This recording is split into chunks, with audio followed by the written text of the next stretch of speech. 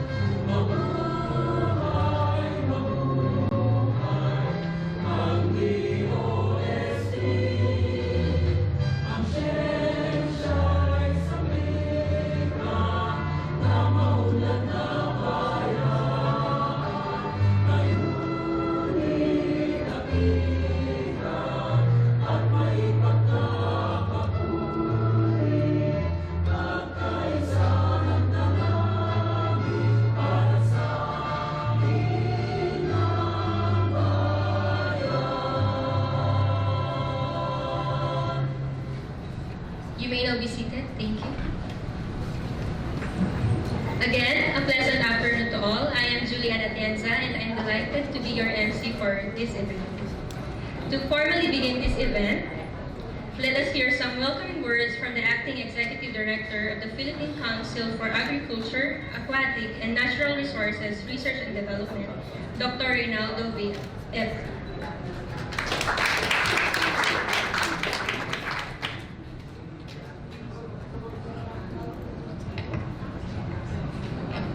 My colleagues from the DOST, heads of host institutions, and resource person for this forum, our Balik scientists, distinguished guests, ladies and gentlemen, good afternoon.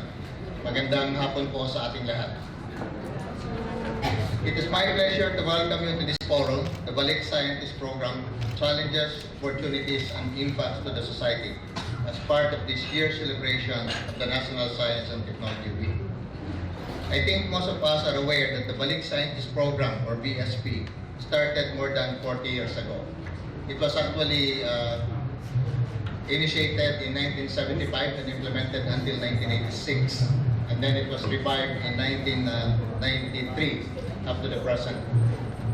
Since its inception in 1975, we have a total of 526 Balik scientists and 659 engagements. The program was greatly enhanced and revitalized with the recent enactment of Republic Act 11035, otherwise known as Balik Scientists Act. Along with the improved incentives for the Balik scientists, the program is being intensively promoted, particularly in the regions of the country that might benefit from the assistance of Balik scientists. For this year, we hope to have a total of 67 Balik scientist engagements. And and we are optimistic that we can easily surpass this target with all your support. Although it may seem such a modest number, the ripple effect that this engagement can make is huge and invaluable.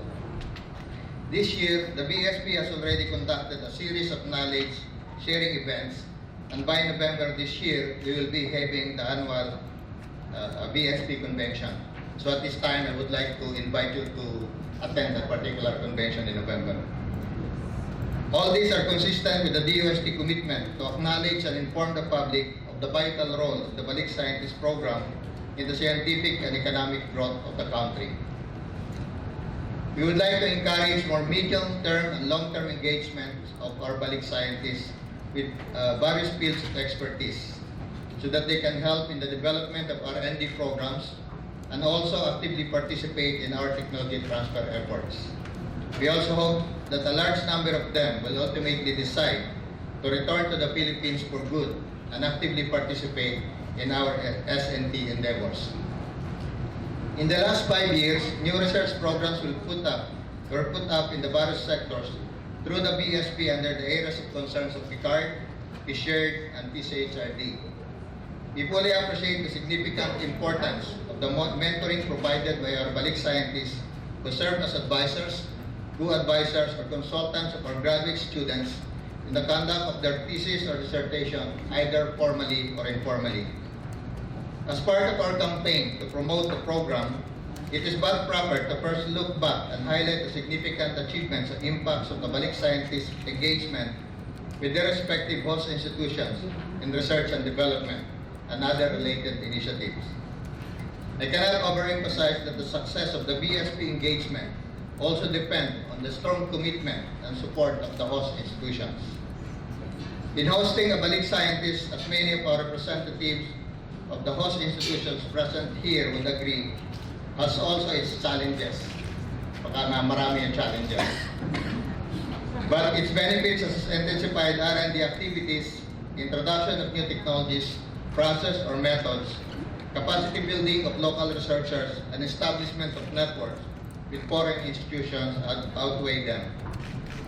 In this forum, we have the opportunity to hear from our Balik scientists and their host institutions about their experiences in implementing collaborative activities and the challenges that they have to overcome in order to successfully establish their joint research program and other S&T related initiatives. Through knowledge sharing events such as this, we hope to widen our network of Balik scientists and host institutions, not just to realize the program's goal, but to contribute to our nation's progress and development. Again, welcome to this forum, and we are looking forward to the interesting discussion and interaction. Thank you and good afternoon. Thank you, Dr. Ebora, for giving a warm welcome to our guests. And truly, we hope that with the conduct of this event, we will be able to widen our network of Balik scientists and host institutions. Let's thank Dr. Ebora with another round of applause. As Secretary Fortunato de la Peña is attending an equally important meeting, we would like to invite Dr. Jaime C. Montoya, Executive Director of Philippine Council for Health Research and Development, or PCHRD, to read his message.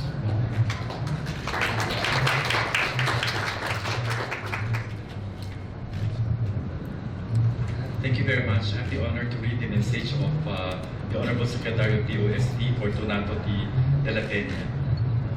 Ladies and gentlemen, distinguished guests, we would like to thank our participants today in our forum titled The Balik Scientist Program, Challenges, Opportunities, and Impact to the Society, which happens as the Department of Science and Technology celebrates the National Science and Technology Week for 2019 here at the World Trade Center, Pasay City, with the theme, Science for the People, Enabling Technologies for Sustainable Development.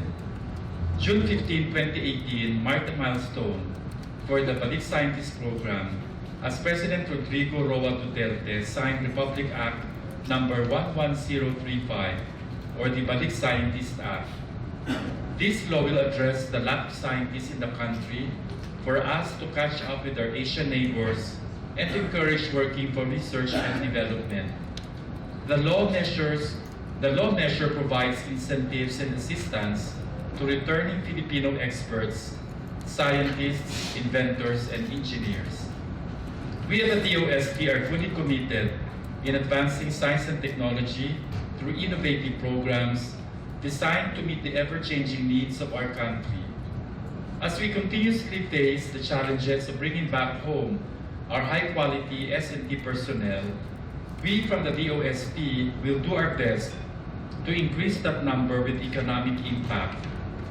This forum celebrates the hard work of all of our Balik scientists who, despite the imperfections of the program, have chosen to either permanently or temporarily leave the comforts of their life abroad to respond to our distress call to share their time, their expertise, and their services, and be one with us as partners in harnessing science for the people. Today is a special day to recognize the importance of host institutions in the implementation of the Balik Scientist Program. Balik scientists enjoy a range of activities, from sharing their expertise through various fora and lectures, helping academic institutions develop new programs, and accelerate student graduation, and acting as advisors, acting as project consultants in various projects, and helping our local researchers and scientists package proposals to obtain funding. All these activities will not be possible without the support of our host institutions. And we take this opportunity to extend our thanks to our partner institutions who have hosted our Balik scientists in various fields, such as agriculture and fisheries, health, industry, energy, and emerging technologies, and for accepting the challenge to mobilize science for the people, and for believing that science can be a positive force in our society. In the coming years, we expect improvements in the implementation of the Balik Scientist Program, given the Balik Scientist Law. We want to encourage more overseas researchers to return to the country and share their expertise with us. To our participants here, we would like to request for a signal boost to our scientists abroad to go home and be part of the Philippine research and development community. On behalf of the Balik Scientist Program, I thank our Balik scientists and their host institutions for their service and efforts. What has been discussed today is only a portion of what we are doing and what we have achieved in the Balik Scientist Program. We are hoping to share more about the results of our work towards building the capacity of our researchers in the coming BSP convention this November. We hope to see you all there. So, I'd like to thank all of you for coming. Thank you very much, and may we have a fruitful day ahead.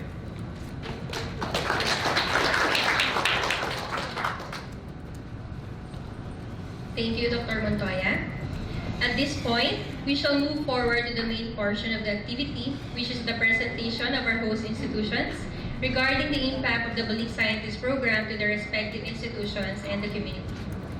I know some of you here will have questions for our presenters. Please take note of your questions, and we will try to address them later. Our first speaker, there's a slight change in the program.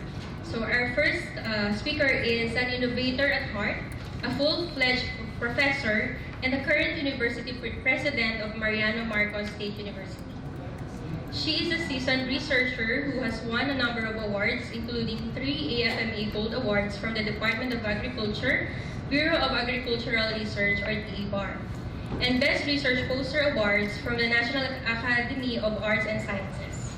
With her passion for innovation and discovery, she has been actively engaged in projects on bioethanol and renewable energy. Aside from projects funded by the Department of Energy and the DOST, she was also the project leader of a USAID-funded project on the establishment of a village-scale bioethanol industry in Cagayan, which helped establish the National Bioenergy Research and Innovation Center, a multi-million project blazing the trail in bioenergy research, training, extension, and technopreneurship. In NMSU, she also held the Director for External Affairs and Partnerships, or EAP, and Director for Planning and External Affairs. The dynamic activities of the EAP with her as director made MMSU a magnet destination of DOST Balik scientists and visiting professors that led to the conceptualization of an SNT park in the university. In her administration, she has instituted an aggressive external linkages and partnership program that aims to host at least one BSP per year. Ladies and gentlemen, please welcome Dr. Shirley C. Agutis.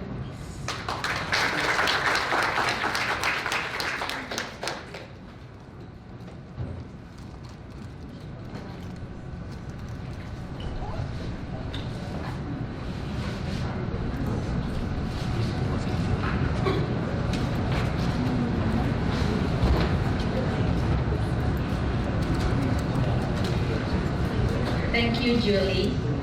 Thank you for that very long introduction, but you forgot the thing that I have waited for, which is very much appropriate for this occasion. I was the former director of external linkages and the focal person of the MMSU DOST Balik Scientist program. So, our acting executive director of PICARD, Dr. Reynaldo Yabora, the executive director of PCHRD, Dr. Jaime Montoya, sir. Dr. Enrico Paringet, the executive director of PSHER, and of course, I should not fail to mention Dr. Raul Sabularse, sir, for being around. My fellow resource person, I know most of our my fellow presidents are in SMX because we are having the PASOK National Convention now until tomorrow. But I give priority for this occasion because it is very close to my heart. Other host institution, the DOST Balik Scientist team, pleasant afternoon to everyone. Well, to repeat, I am Shirley Agrupis, now the president of Mariano Marcos State University, and I am very privileged to share with you our challenges, the opportunities and impact that we gained from the DOST Balik Scientist program. Our university is located in Ilocos Norte, that is in the tip north, and it is reached by 45 minutes by plane, 8 hours by car, and 8 to 10 hours by bus depending on the kind of bus transport you will be riding. Today, MMSU is recognized as the Center of Excellence in Education, Center of Development in Agriculture, Forestry, Information Technology, and Biology, and it is the National University for Agriculture and Fishery.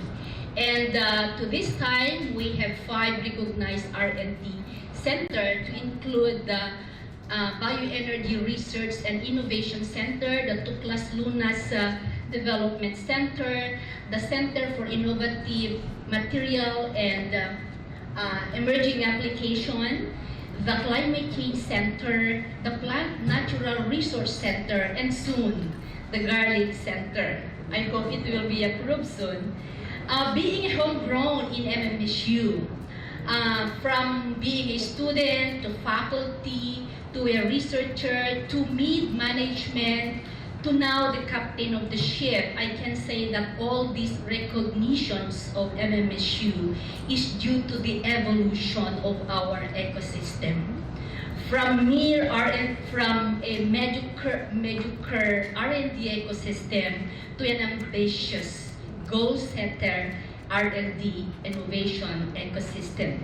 And if I am to summarize all the factors, the factors that brought us to where we are now, I can confidently say, I being the former director of external linkages and the focal person of DOST Balik Scientists, one of the factors that pushed us to where we are now, one of the factors that helped other agencies recognize our expertise that led to the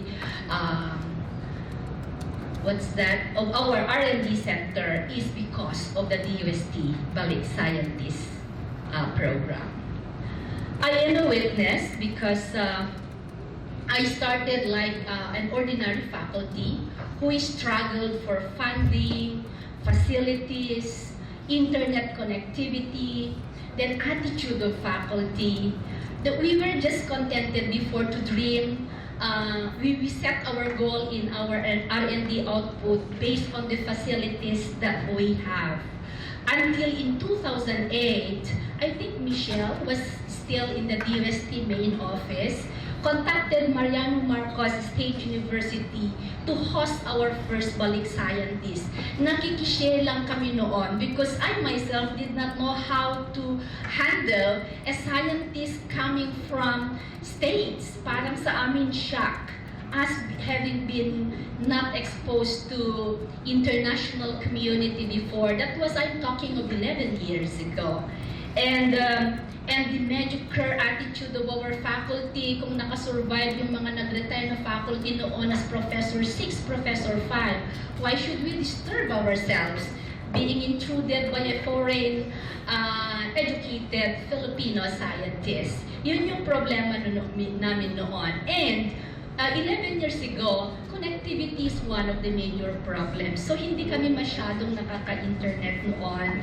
And so we hosted with open heart our first Balik scientist, Dr. Fiorelio Ebenest. He came with us. He is an animal scientist, but his passion is in renewable energy. He was working on Carabao, the rumen fluid, taking advantage of the microorganism in the rumen fluid, converting the grass into a monosaccharides for its increase in biomass. So, well, I am only given 10 minutes, but what I want to say here is, we started in 2008 with the first batch of scientists, Dr. Comiso, Dr. Blanche, who has already joined the creator, Dr. Comiso, who is a famous scientist in NASA. And then to cut this story short, we learned their ways. So, they are Ilocano, of course. They live our life at NMSU. And we give them our best, we give them our accommodation. We subjected ourselves that we are willing to learn. They load their ideas, their skills and talents they have learned in the United States. In short, we slowly metamorphosed from being mediocre to an innovative researcher. And so what we got after that is that slowly our faculty, our researchers were slowly capacitated. We were given opportunities. Dala-dala nila kami to join the conferences, national and international. One specific example is the Pasay Philippine Association of Agricultural Pasay. In short, Phil-American Science Association. And then, when they go to their respective schools, they brought with us opportunities, training, and then slowly we developed our confidence to write a proposal, to present a paper in international conferences, to participate in competitive scholarship. And of course, and because of this, little that we know, that MMSU is full of ambitious researchers. So, ganun po yung nangyari sa amin. Balik scientists come and go in our university. For 11 years, we were able to host 17 DOST Balik scientists of different expertise. But when I was leading the DOST Balik Scientist program, there was only one ambitious goal that I set, to make MMSU the first SUC to be energy self-sufficient. So, lahat ng mga expertise related to renewable energy, energy conservation, organic and everything, tinatanggap namin lahat. So, what happened after 10 years? So, we have, because of our manpower has already been capacitated, many were sent to the United States under the different training program. I was one of the recipients under the USA, under the Burlog training program, the Fulbright Agriculture Training Program, the USA Training Program. We were sent until we built our confidence. We write proposal, and our project, which started from zero funding, is now a multi-million project. And MMSU was even topped by the Renewable Energy Committee in the Congress and the Senate that gave us the recognition to build a 100 million building for the Bioenergy Research and Innovation Center in MMSU. But we are not selfish. We included 7 SUCs all over the Philippines to help us manage the center. Next slide. That was the establishment of the Renewable Energy Center is credit to Dr. Fiorelio Abenes, Dr. Capareda, and Dr. Catalino Blanche. And then here comes the Dr. Comiso, who trained our research and faculty in remote sensing and GIS. And I see here Dr. Paringet, who was one with us when we were starting the center. And now we are recognized as the Regional Research and Training Center for Climate Change Studies. We again, because yung capacity build, yung mga manpower namin are just blessing from DOST Balik scientists. So we are sharing it to other SUCs. We have several MOAs with other state university and colleges. We train the faculty, the local government units under the Regional Research and Training Center. Then another impact that we created is that we claim to be the first university because of our now expanded programs in renewable energy, and the Ilocos Norte is the emerging renewable energy region in the Philippines. We house 4 windmill, solar farms, and we have lots tons and tons of biomass. And USAID recognized that, and so they help us establish the Professional Science Masters in Renewable Engineering.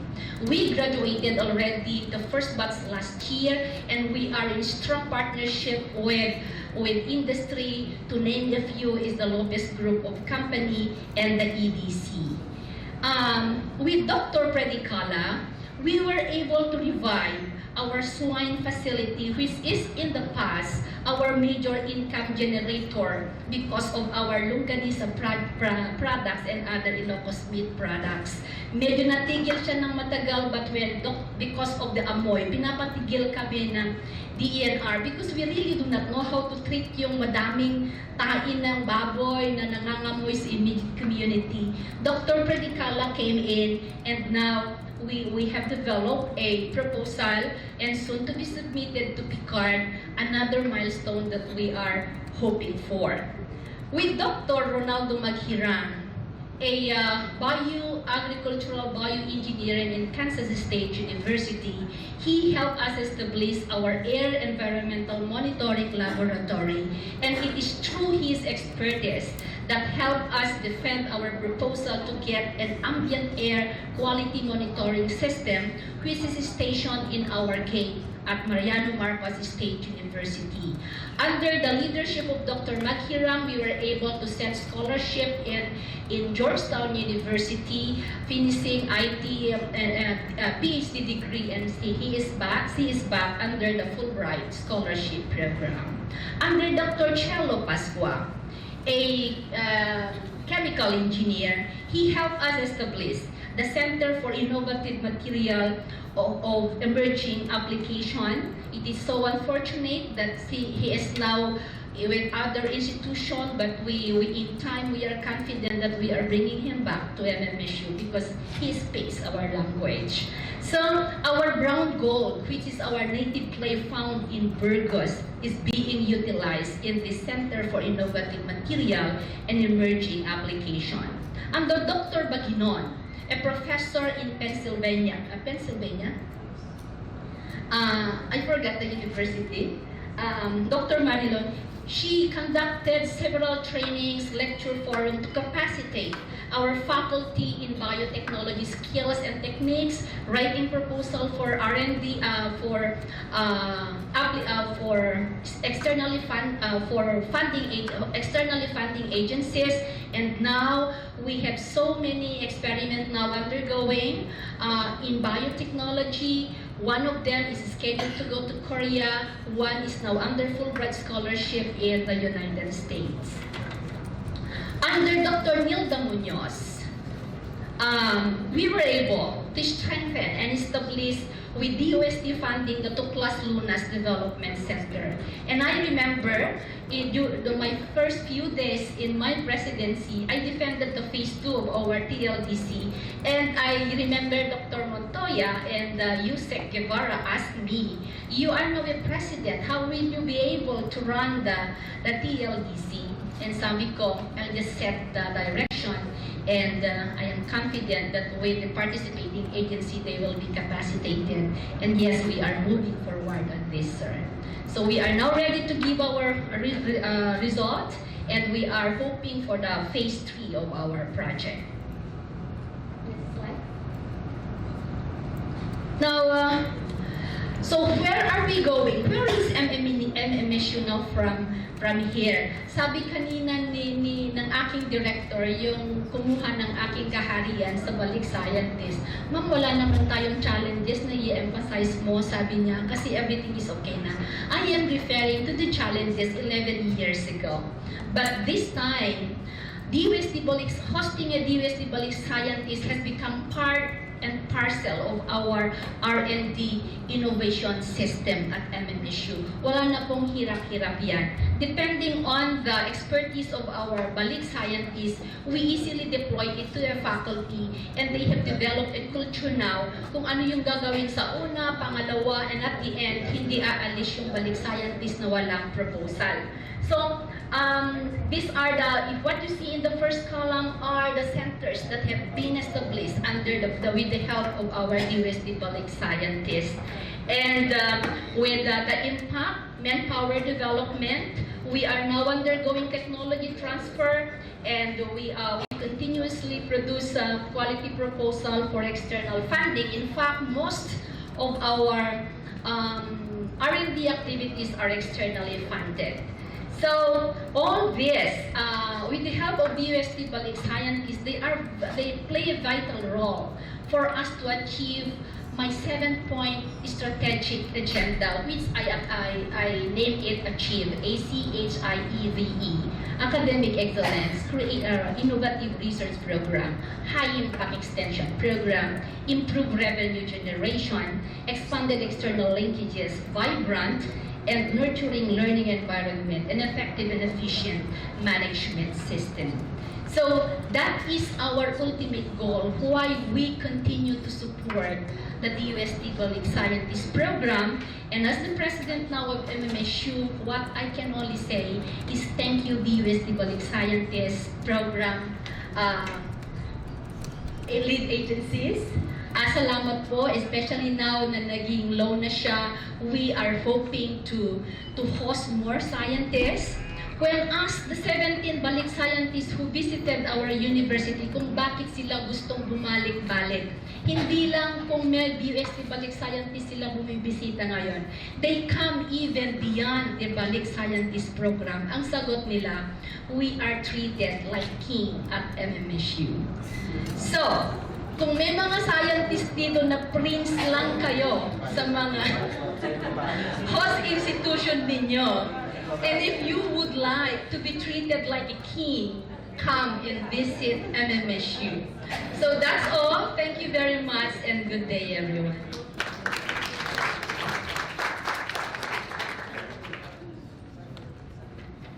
Thank you, Dr. Agrupis, for sharing how the Balik Scientist program and the Balik Scientists have helped MMSU in metamorphosizing, is that correct? Into our research university. So for our next speaker, Dr. Max Pigler of Tarlac Agricultural University will be represented by Dr. Lilibet B. Larana. I will be introducing her first. So, she is a university professor of the Tarlac Agricultural University and currently serving as the director of the Root Crops Research and Training Center and in charge of the Tissue Culture and Disease Indexing Laboratory for root crops. She has been with the university for 39 years, teaching crop protection courses in both graduate and undergraduate levels. As a researcher and extension worker, she focused her R&D works on sweet potato over 2 decades. She has been working on the production of clean planting materials that until now is the only feasible measure to combat a very serious virus disease of sweet potato in Central Luzon, resulting in improvement of sweet potato production in the region as it reduces significantly the incidence of the virus disease complex.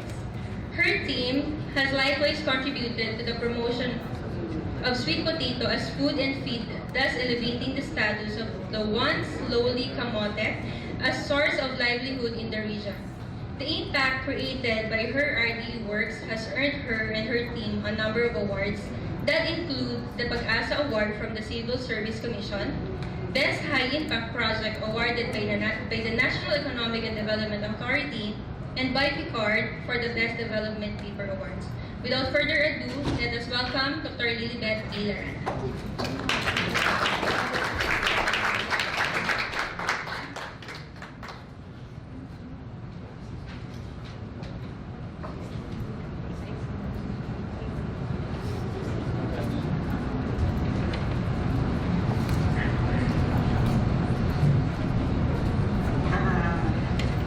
Magandang hapon po sa inyong lahat. After listening to the presentation of Dr. Agrupis, parang hindi ko alam na po kung paano ko i-present yung aming challenges, opportunities, and impact of the Balik Science Program. MMSU has gone a long way. The Tarlac Agricultural University is just starting. So nanganganay pa lang po kami. We are from the Tarlac Agricultural University. So, and I am presenting to you our experience for a Balik scientist. So, the Tarlac Agricultural University is based in Kabiling, Tarlac. It's a single campus, and it has been in existence for the past 72 years, starting from the Kabiling Boys and Girls High School to an independent agricultural college, which was the Tarlac Agricultural College. After 42 years, in May 10, 2016, TCA became Tarlac Agricultural University by virtue of the Republic Act 10800. Now, since it becoming a college, TAU has had 4 presidents, and the incumbent president as of now is Dr. Max P. Guillermo. Now, TAU is of the level 4 SUC status. It is the first AACUP, institutionally accredited state college in the Philippines. It is the second SUC granted institutional accreditation by AACUP under the outcomes-based quality assurance paradigm. It has passed the institutional sustainability assessment based on CMO number 46, series 2012, conducted by JED. In 2016, JED has accorded the Tarlac Agricultural University as the Center of Excellence in Teacher Education, as a Center of Development in Agriculture. So it was also in 2016 that TAU became a university. Now TAU, with sweet potato as its flagship commodity, established the Root Crops Research and Training Center. Now, TAU's program on sweet potato, root crops, RDE and Center, the aim is to sustain production and delivery of clean sweet potato planting materials. So, we clean or we free the sweet potato that with viruses known to infect the crop. Cleaning is done from tissue culture enhanced with virus assays, bioassay with Ipomea cytosa, heat therapy, and ELISA, and as well as PCR. So, our first Balik scientist is Dr. Narsayo B. Bahit. Nandun po siya sa likod. He is a plant pathologist by education and training. Through the years, he had embraced and delved into related disciplines and crop or seed systems, including quarantine and lab operations following the 5 Sigma Lean principles. He took his BS and MS in UPLB and his PhD in plant pathology with virology as field of specialization from the University of Illinois. He worked in CDR centers, first on Erie and then on CMIT. He also worked as professor at UPLB, as field supervisor with the Del Monte Fresh produced in Hawaii, and as plant pathologist with the USDA ARS in Wapati, Washington, with concurrent appointment at Washington State University. He also worked as microbiologist with the IEH laboratories in Longmont, Colorado, and as senior scientist with Eurofins Laboratories Incorporated, and he chaired the Vegetable Technical Subcommittee of the American Seed Trade Association. Dr. Bahit is one of the few UPLB staff recognized by the Rockefeller Foundation. He has had UP Professional Professorial Chair Lecturer and International Publication Awards, and he was a GO Female Outstanding Plant Pathologist Awardee. He was also awarded the NRCT's Eusebio Y. Garcia Memorial Award in Molecular Biology, USDA Certificate of Merit, Eurofins SPA President's Award, and UPLB Professor, known internationally as an expert in plant virology, that was published in the Manila Times regional section. For many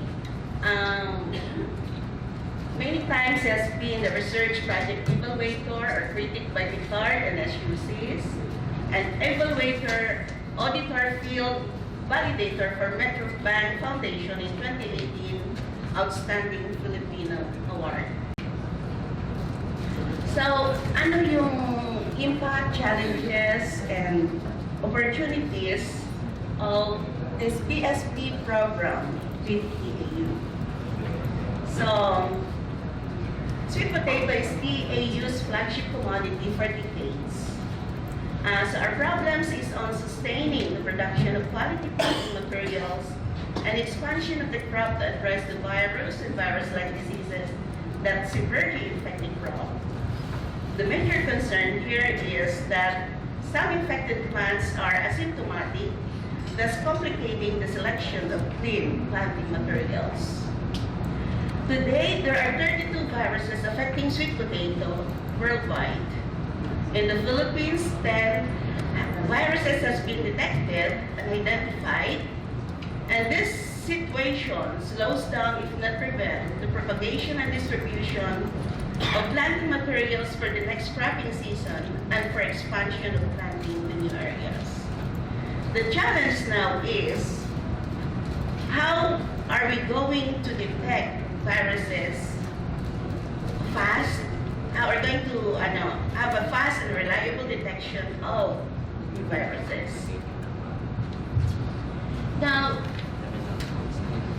TAU has received grants from DOST and PCARD. These were for the upgrading of the sweet potato tissue culture and diagnostic laboratory lab and the deployment of the Balik scientists in 2018.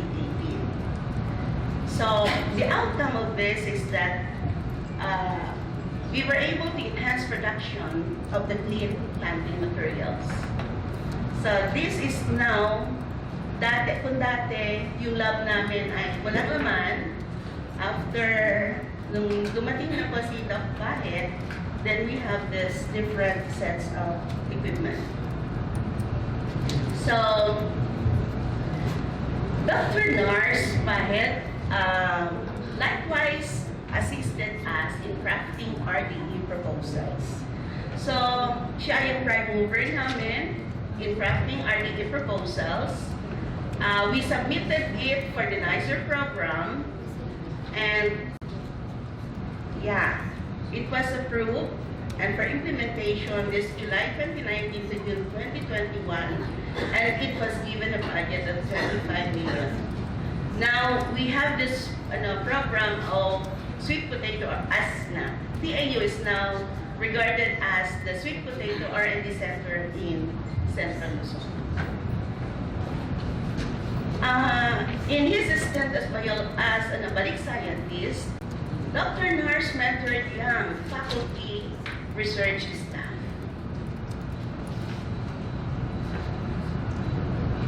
He likewise mentored and graduated 8 undergraduate students. These were all on sweet potato virus diseases and the rice tumor disease, which has become prevalent in the community. Now, other accomplishments include the delivery of lectures to undergraduate crop protection students, and conducted seminars on the world of viruses to agriculture and veterinary medicine students. He was an evaluator in agency in-house reviews. He participated in the review and updating of the university's RDE agenda and programs, and he critiqued the university's Master of Science in Agriculture program. So, apart from that, Dr. Bahit likewise donated supplies on molecular biology and also a tissue grinder that he used in his work, and books in plant pathology, genetics, statistics, etc., which he brought to the Philippines from the US. Lahat po yan, dinala niya. So, I would like to say in behalf of Dr. Max Guillermo, our president, a big thank you to DOST and PCARD for deploying to take TAU for the first time a Balik scientist program for our first Balik scientist in TAU. So, maganda po yung medyo mabagal po yung implementation namin. Yung 90 days po na binigay kay Dr. Bahit became 9 months. I know those are words from Dr. Ibarra, but bilang isang nanganganay po, pinukulang po, hindi po namin kasi alam pa how to do it kasi maybe we were not yet prepared at that. Kulang po kami ng mga supplies, lalo na kasi may problem on the procurement procedures. Hindi namin agad-agad may bigay yung pangangailangan ng aming Balik scientists. But hopefully, with the yung mga sinabi ni Ma'am Agrupis, we may learn from you, ma'am. So, I hope this will not be the last Balik scientist that will be deployed to TAU. Sana madagdagan pa yung 9 months ni Dr. Balik. And some more Balik scientists na kagaya ng binigay sa MMSU. So, hosting a Balik scientist is very challenging, but again, it is productive. Kasi madami po kami nagawa.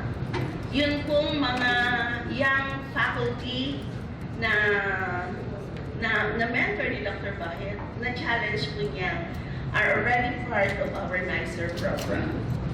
So,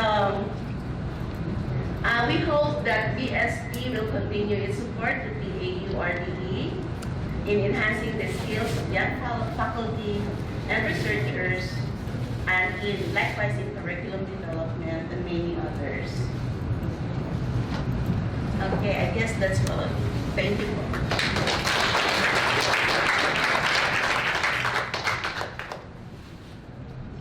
Thank you, Professor Lorana, for presenting the impact of the Balik scientists on your researchers, particularly on sweet potato. Good luck on the implementation of your recently approved project.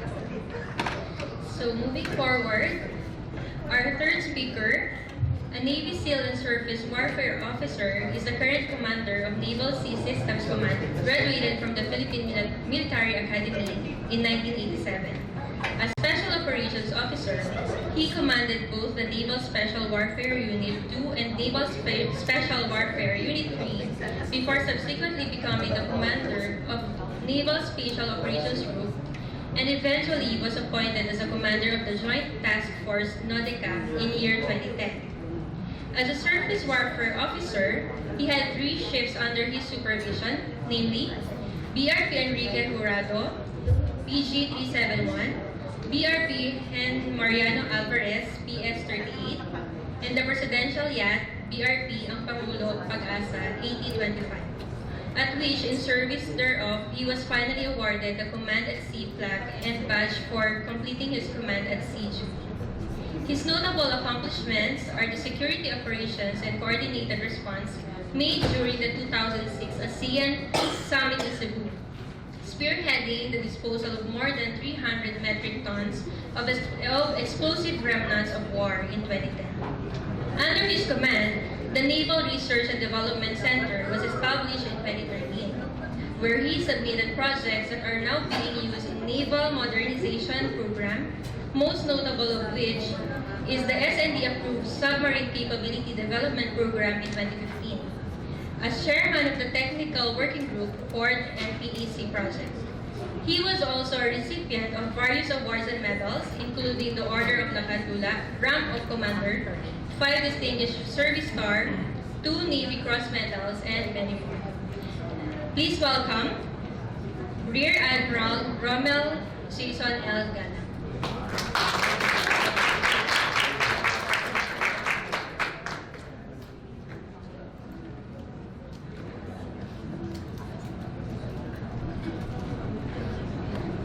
Thank you for the introduction.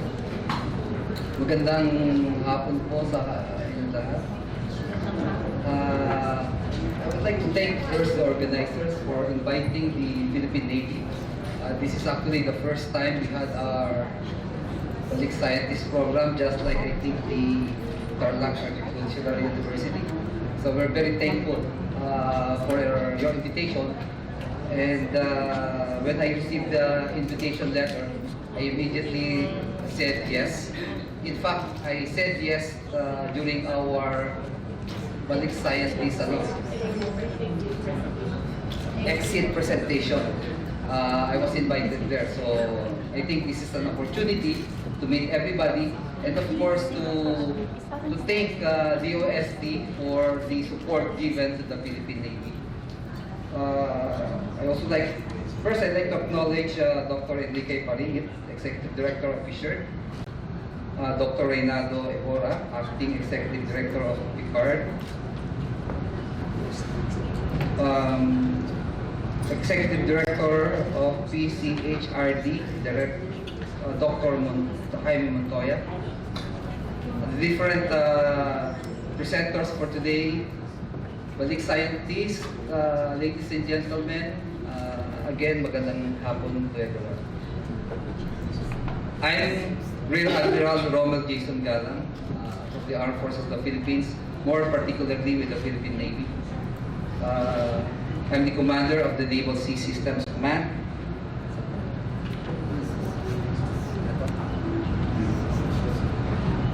I'm the commander of the Naval Sea Systems Command, and I will be sharing to you today our Balik Scientist program engagement and how the scientific community impacts the military defense, specifically the Philippine Navy.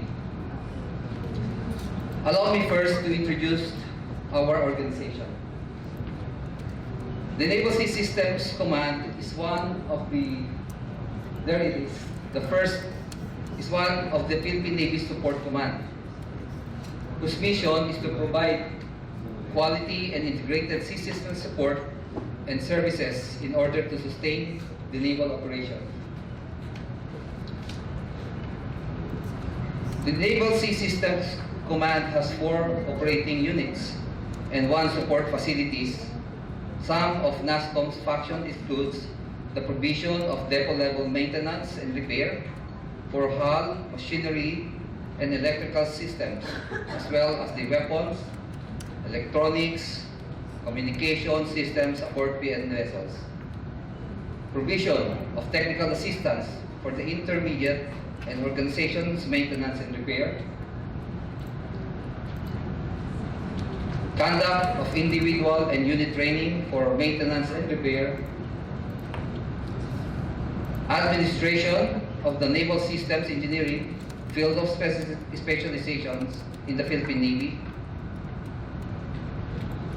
And lastly, the most significant functions of NASCOM in relation to today's event is the conduct of research and development through the Naval Research and Technology Development Center, or NRTDC. The NRTDC have reached out to DOST-Philippines to seek for innovative solutions by employing the country's most important resource, our people. That led us to Balik Scientist program. That being said, allow me to introduce the Navy's Balik Scientist. Engineer Leo M. Almasan is a retired project engineer and senior electronics engineer from the U.S. Department of Defense Space and Naval Warfare, or what we all call SPAWAR. Engineer Almasan has 30 years of experience in research and development in the area of command, control, communications, computers, intelligence, surveillance, and reconnaissance, including designs and development of military satellites and worldwide ground stations. The NSSC intends to support the ongoing modernization efforts of the organizations.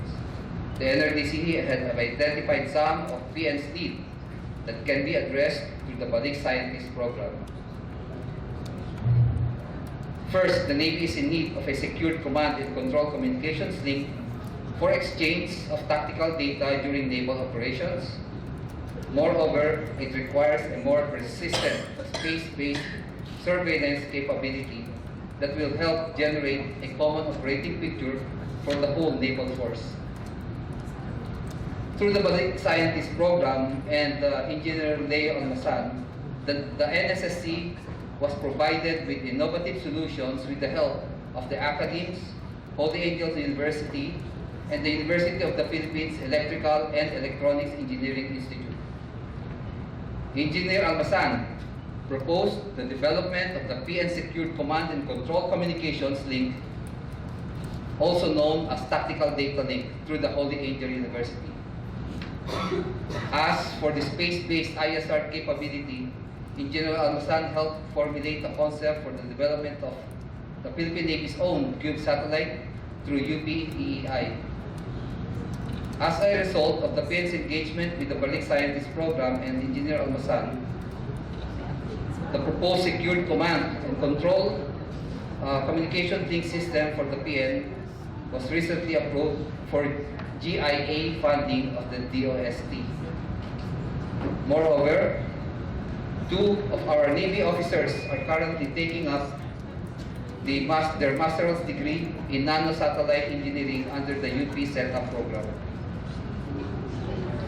These officers will spearhead the development of the PN-Cube satellites. Similar to what we have achieved with the Balik Scientist program, the NSTW through the NRTDC is currently collaborating with government agencies, academics, and industries with the goal of revitalizing the self-reliant defense posture of the Philippine Navy.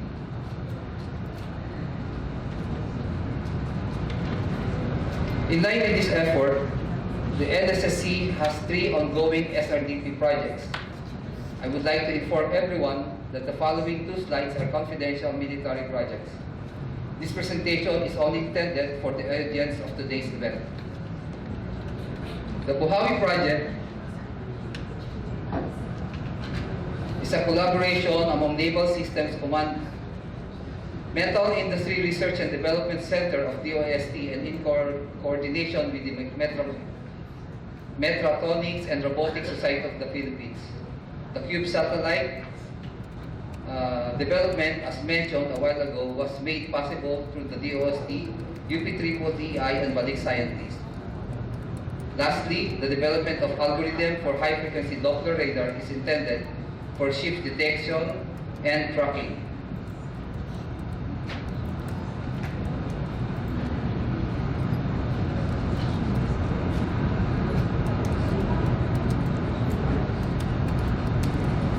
In the future, NSSC hopes to develop more capabilities for the Philippine Navy through collaborative efforts such as the Balik Scientist program.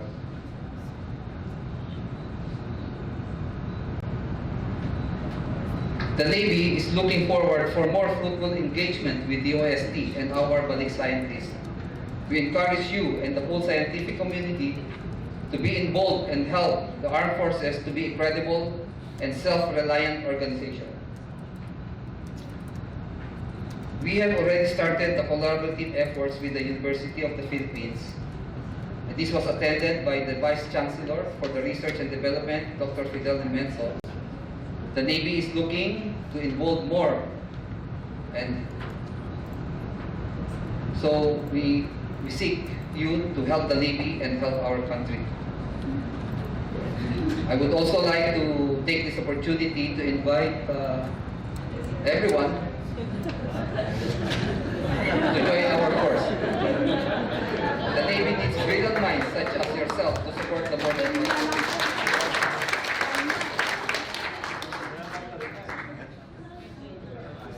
That will be all. Thank you, DST. Thank you to the scientific community. Magandang hapon po sa lahat.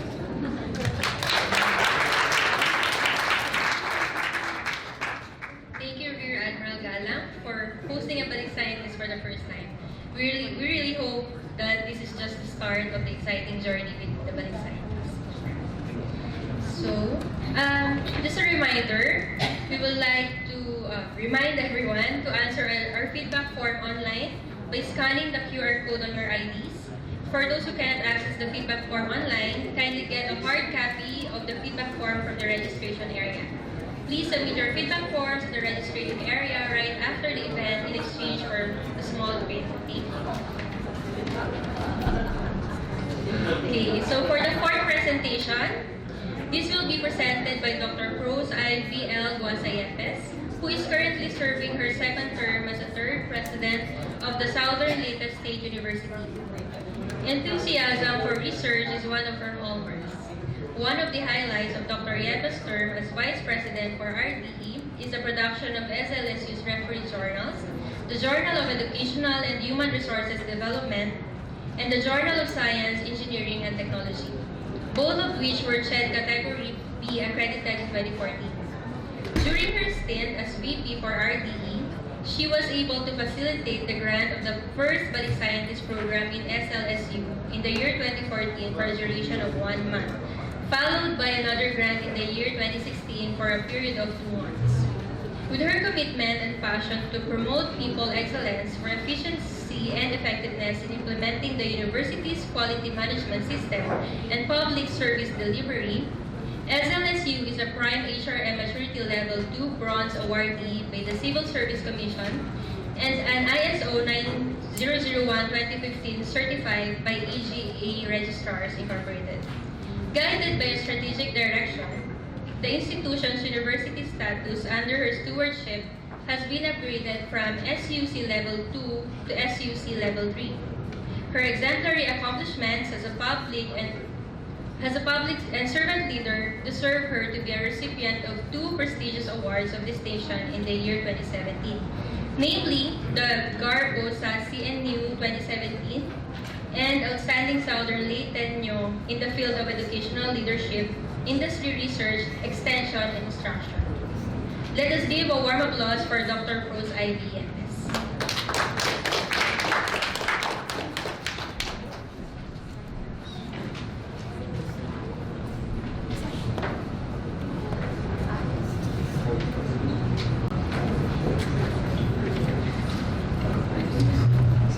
Highly esteemed leaders of the Department of Science and Technology, headed by the Secretary for number 4, Donato de la Peña, our Balik scientists, host institutions of the DOST Shirts BSP, HEI leaders from the public and private colleges and universities, researchers, others who are present this afternoon. A pleasant afternoon to all of us. I'm deeply honored and privileged to be given this opportunity to share our university's experience, our university's journey after we have had engagements with the DOST BSP with one of the Balik scientists of DOST Shirt, whose line of expertise is on geographic information systems. SLSU is the lone university of the province of Southern Leyte and is composed of 6 campuses.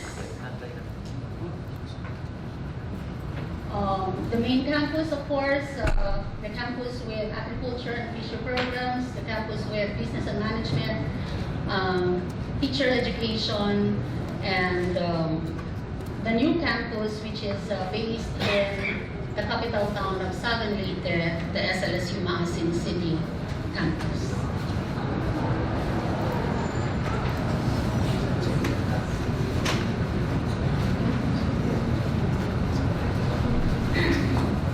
SLSU is one of the 10 SUCs in Region 8, with Chair Prospero de Vera as the governing board chairperson.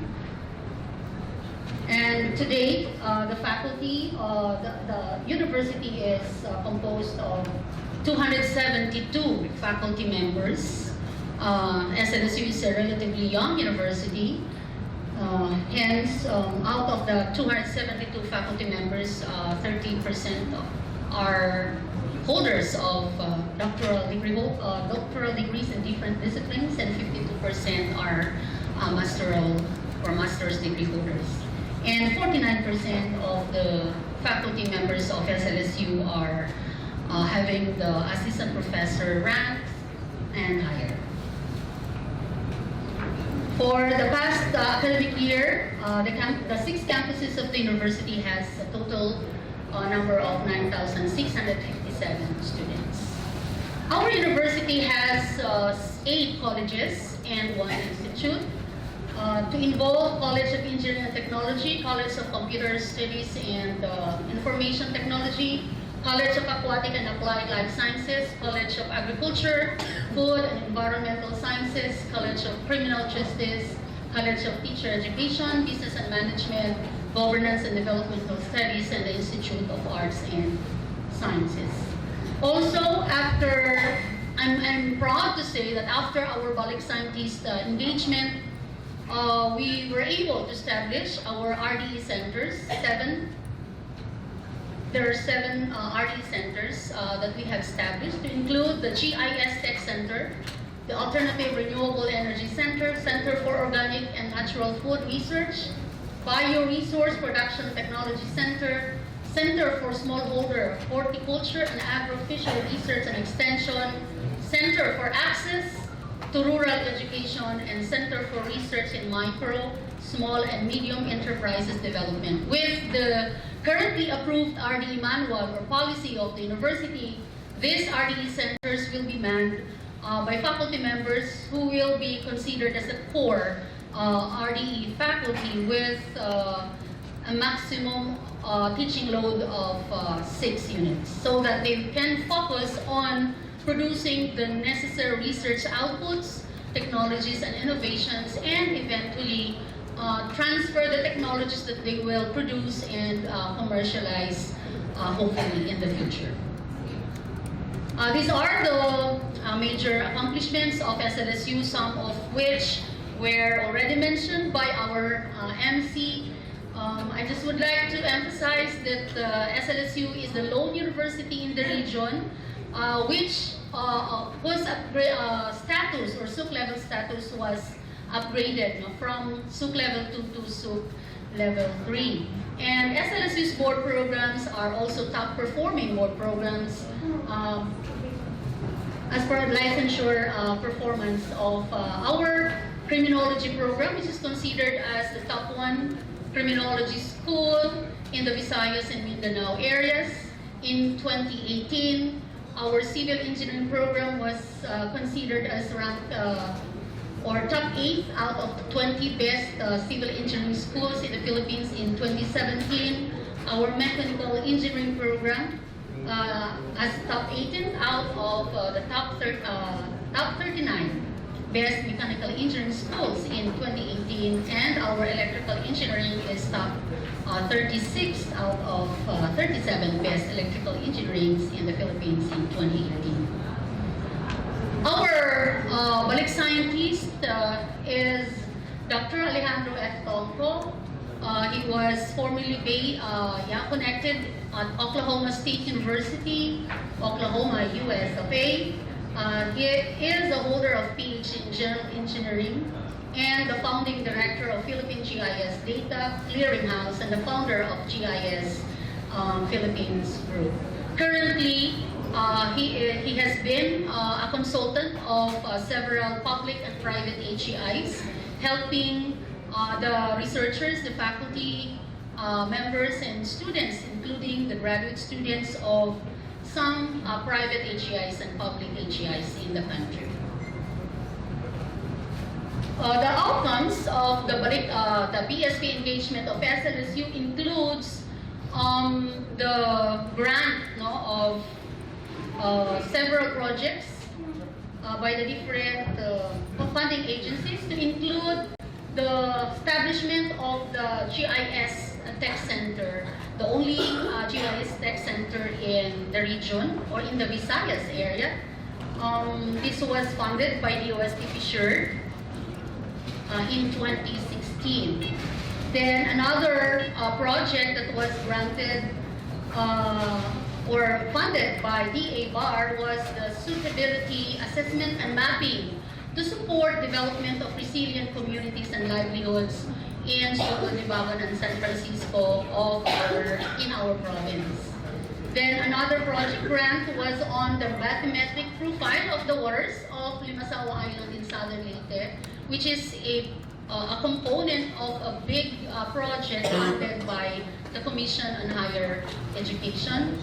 And also we had this project funded by the Department of Agriculture, particularly on the GIS-based identification and expansion of abaca farms in Sugod, southern Leyte.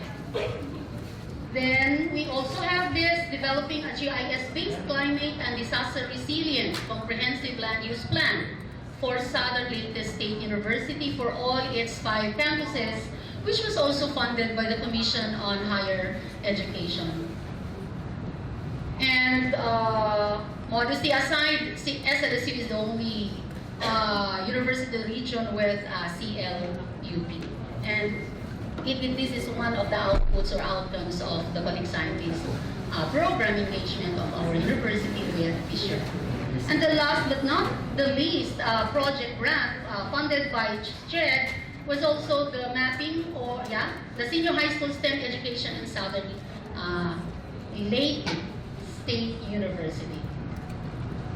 Another outcome is of course the upgrading of our laboratory equipment. which has been used and still will be used, no, for GIS training, workshops, and the GIS-based researches and projects. Before, we don't have this kind of equipment, but because of the BSP engagements we have had and the projects granted or funded by other funding agencies, then we were able to acquire all this.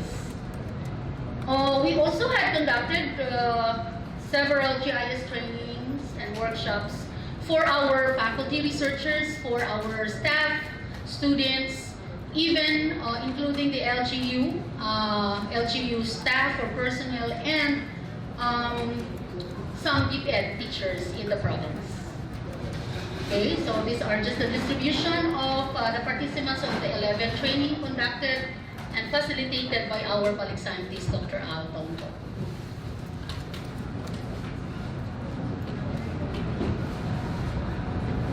Also, the GIS Tech Center staff of the university were capacitated and they were exposed to several trainings and workshops. Another outcome was for the university, particularly our GIS Tech Center, to provide technical assistance to LGUs, more particularly to the establishment of a marine eco park in Tagbak, Liloan, Southern Leyte, wherein the main or the primary responsibility of SLSU's GIS Tech Center, together with our Balik scientists, is to map the marine flora and fauna of Tagbak marine waters in Liloan, Southern Leyte. And after the establishment of this Marine Eco Park, the tourists, the incoming tourists of this particular Marine Eco Park has increased. Also, the GIS Tech Center, together with our Balik scientists, were able to assist the graduate students in crafting their graduate thesis and dissertations, wherein their thesis and dissertations were integrated with geographic information systems technology.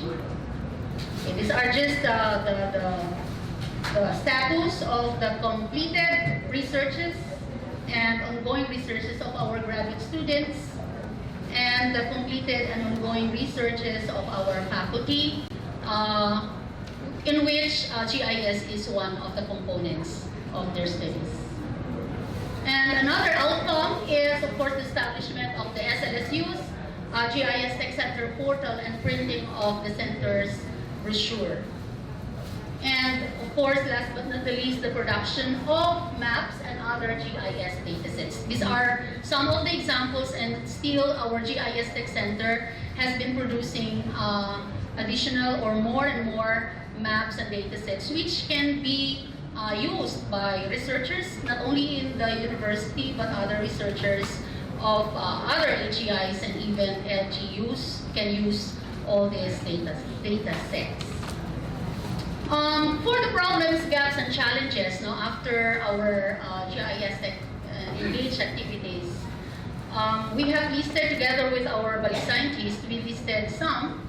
Since GIS is a new paradigm, we observe that researchers need to enhance their traditional analytical techniques to include spatial critical thinking. Then GIS capacity building of HEI faculty researchers is easy, but sustaining the GIS technology knowledge is quite a challenge. SLSU has been wanting or has been searching for faculty, additional faculty researchers with initiative, creativity, innovativeness, and resourcefulness as traits, who are also passionate and dedicated to pursue geographic information system.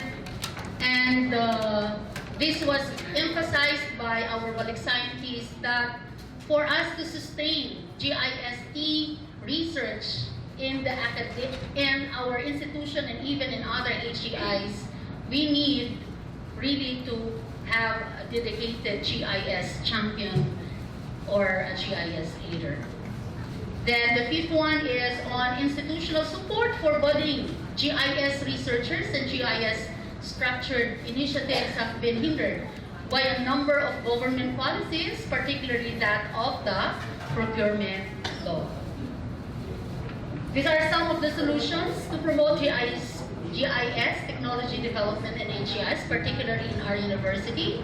First, HEIs need help from the DOST and other funding agencies to sustain GIS initiatives through the following: financial support for the full-time staff of the established GIS tech centers such as in SLSU, opportunities for faculty researchers, development in GIS technology, financial support for GIS integrated research projects, and commendation for GIS best practices in HEIs nationwide.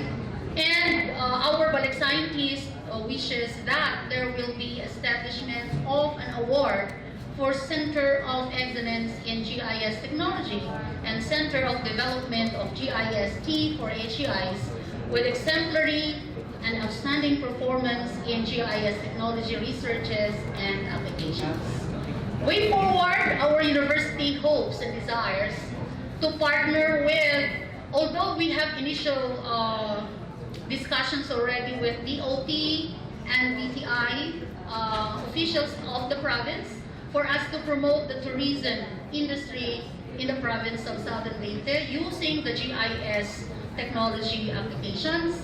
Then SLS's GIS Tech Center to provide assistance, if so required, to LGUs or the local government units of the province for the preparation of their comprehensive land use plans. And SLSU to take lead in the preparation of CLUPs of the different SUCs in Eastern Visayas region. And of course, we really hope to have, we already have the initial, the working paper, and we are very ambitious to develop and offer an undergraduate degree program in GIS technology, and of course, a distinct subject in the graduate education, particularly the GIS course. And hopefully within early of next year, we will be conducting the first ever national conference in geographic information system. And SLSU will take the lead in reviving the Eastern Visayas GIS network.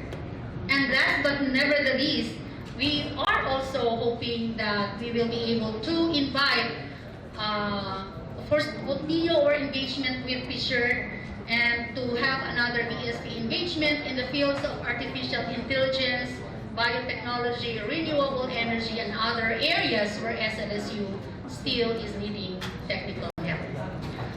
We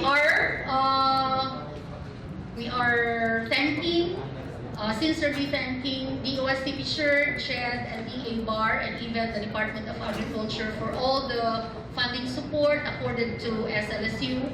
And we also thank you for the opportunity given to SLSU for engaging with you this afternoon. Thank you and God bless.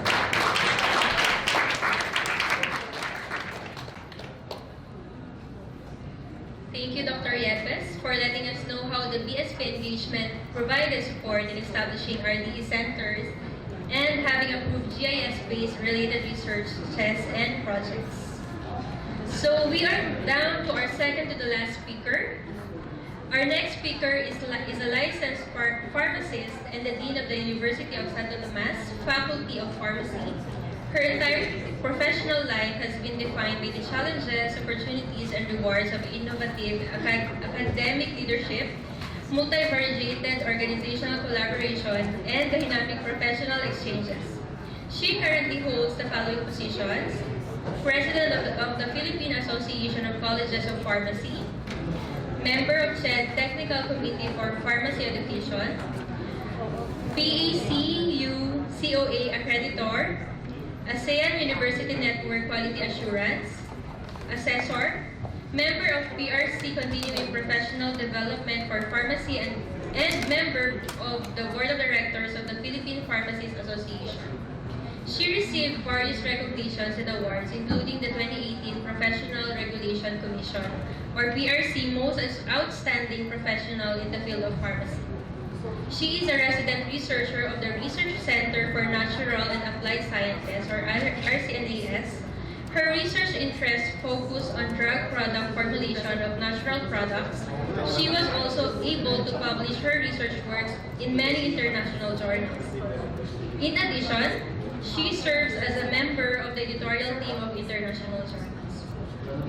She has participated in various seminars, conferences, fora, and conventions, both local and international, where she was able to present her research output as poster or oral presentations, embracing her advocacy to educate not only students, but professionals as well. She delivered several lectures to different groups and institutions. Please welcome Dr. Alet Therese L.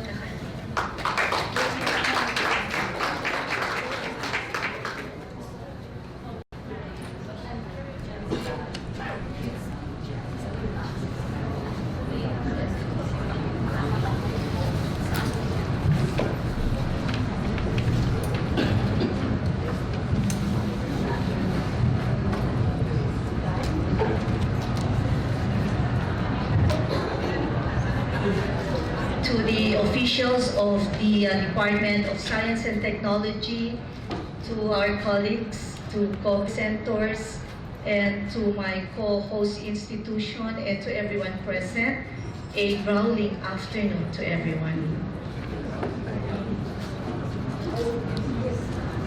When I received the invitation to be one of the resource speakers of this event, I was able to see the time allotment of 10 minutes. So I asked myself, what very good things I could say in 10 minutes.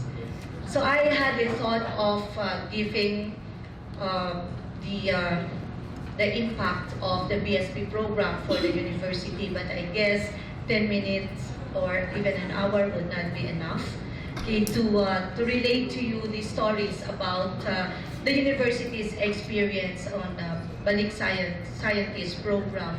So I'd rather focus on our journey as a faculty in the University of Santo Tomas. So I am the Dean of the University of Santo Tomas Faculty of Pharmacy. University of Santo Tomas holds the distinction of being Asia's oldest existing university. Its age, 400 years old, is coupled with its preeminence in Philippine education. The University of Santo Tomas is housed in almost 25 hectares campus and housing about 45,000 students in a single campus. I guess we are the largest. We are a campus with the largest number of students in one campus. But later on, we will be opening 2 campuses.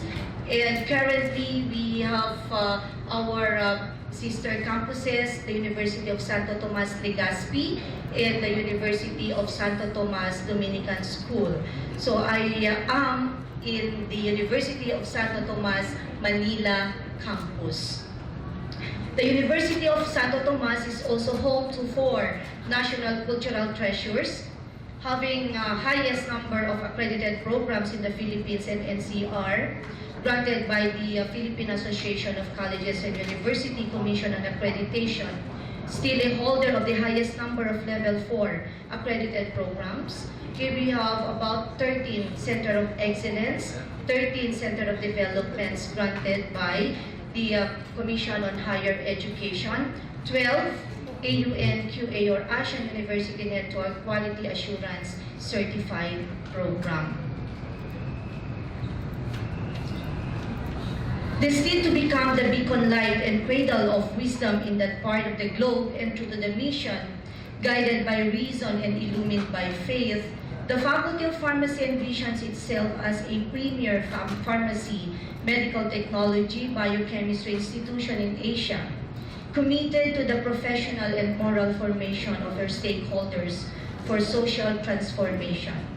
The Faculty of Pharmacy is a home to about 3,500 students enrolled in the BS Pharmacy, BS Medical Technology, BS Biochemistry, BS Pharmacy major in Clinical Pharmacy, and we have 2 new programs, the BS Pharmacy major in Clinical Pharmacy second degree, and the Doctor of Pharmacy program, okay, which has opened only in 2017. We actually has graduated the first cohort of this program this June 2019. Entrusted with this huge number of students, the Faculty of Pharmacy continuously does its utmost to produce graduates who are servant leaders, effective communicator and collaborator, analytical and creative thinkers, and lifelong learners. For almost 150 years, excellence in pharmacy, medical technology, and biochemistry education is written in every page of our history. The Faculty of Pharmacy is continuously gaining noteworthy points of pride from its students, faculty members, and alumni. So it is with great pride to mention that the Bachelor of Science in Pharmacy program and the Bachelor of Medical Technology program are recognized by the Commission on Higher Education as centers of excellence in the field of pharmacy and medical technology education in the country, and both have reached the highest level granted by the Philippine Association of Colleges and University Commission on Accreditation Level 4, the highest ever given. And likewise, the biochemistry program is the only program of its kind to be accredited with Level 3. So at present, the Faculty of Pharmacy is the first and the only academic unit in the university, having all its programs certified by the Asian University Network Quality Assurance. The Faculty of Pharmacy continuously invigorating its noteworthy points of pride on its endeavors towards internationalization, research and innovation, community development, among others. So I gave my presentation the title, the Journey to Discovery. I was appointed as the Dean in academic year 2015-2016, that was in August. And the BSP, I first known of the BSP only upon assuming the deanship. In our college, having almost 150 years of existence, and being a faculty member of 27 years, that was my first time to know about the Balik Scientist program. It was then made known to me by one of our researchers, Dr. Maria Ruth Pineda. She offered to me if I am willing to engage in this kind of program. Without so much ado, I said yes.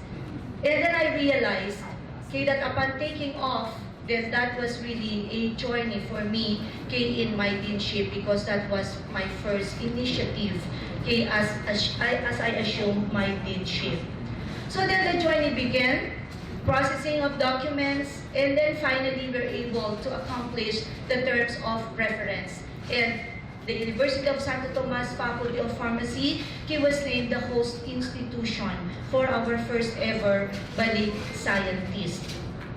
We never did realize that the Faculty of Pharmacy was the first college or faculty in the university having been granted by PCHRD, the Balik Scientist grantee. And we were really very proud of that.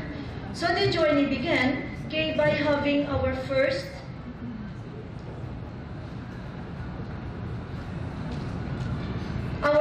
Balik Scientist, who is none other than Dr. Emilyn Yu Alejandro.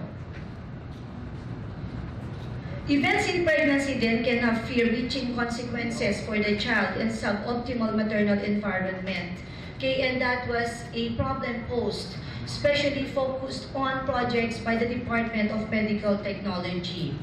For example, maternal malnourishment and the GDM, or gestational diabetes mellitus. During pregnancy is recognized as a critical factor in predisposing the offspring to adult onset disorders, such as cardiovascular as well as metabolic and endocrine diseases, including type 2 diabetes. Type 2 diabetes is a multifactorial disease. However, the loss of functional insulin-producing beta cells in the pancreatic islets determines whether an individual develops hyperglycemia, a hallmark of the disease.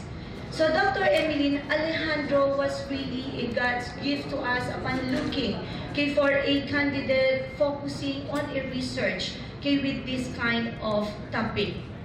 Dr. Emeline Alejandro is an island biologist working to understand how maternal environment during pregnancy predispose the offspring to type 2 diabetes. Her unique research programs include understanding the role mTOR signaling in beta cell development and survival, and how disruption of mTOR signaling in the placenta during gestation alters beta cell function in the offspring. Her laboratory utilizes multiple models, including genetic models to test the role of mTOR in the placenta, and molecular and biochemical approaches to identify biomarkers, to identify individuals who may be at risk for type 2 diabetes.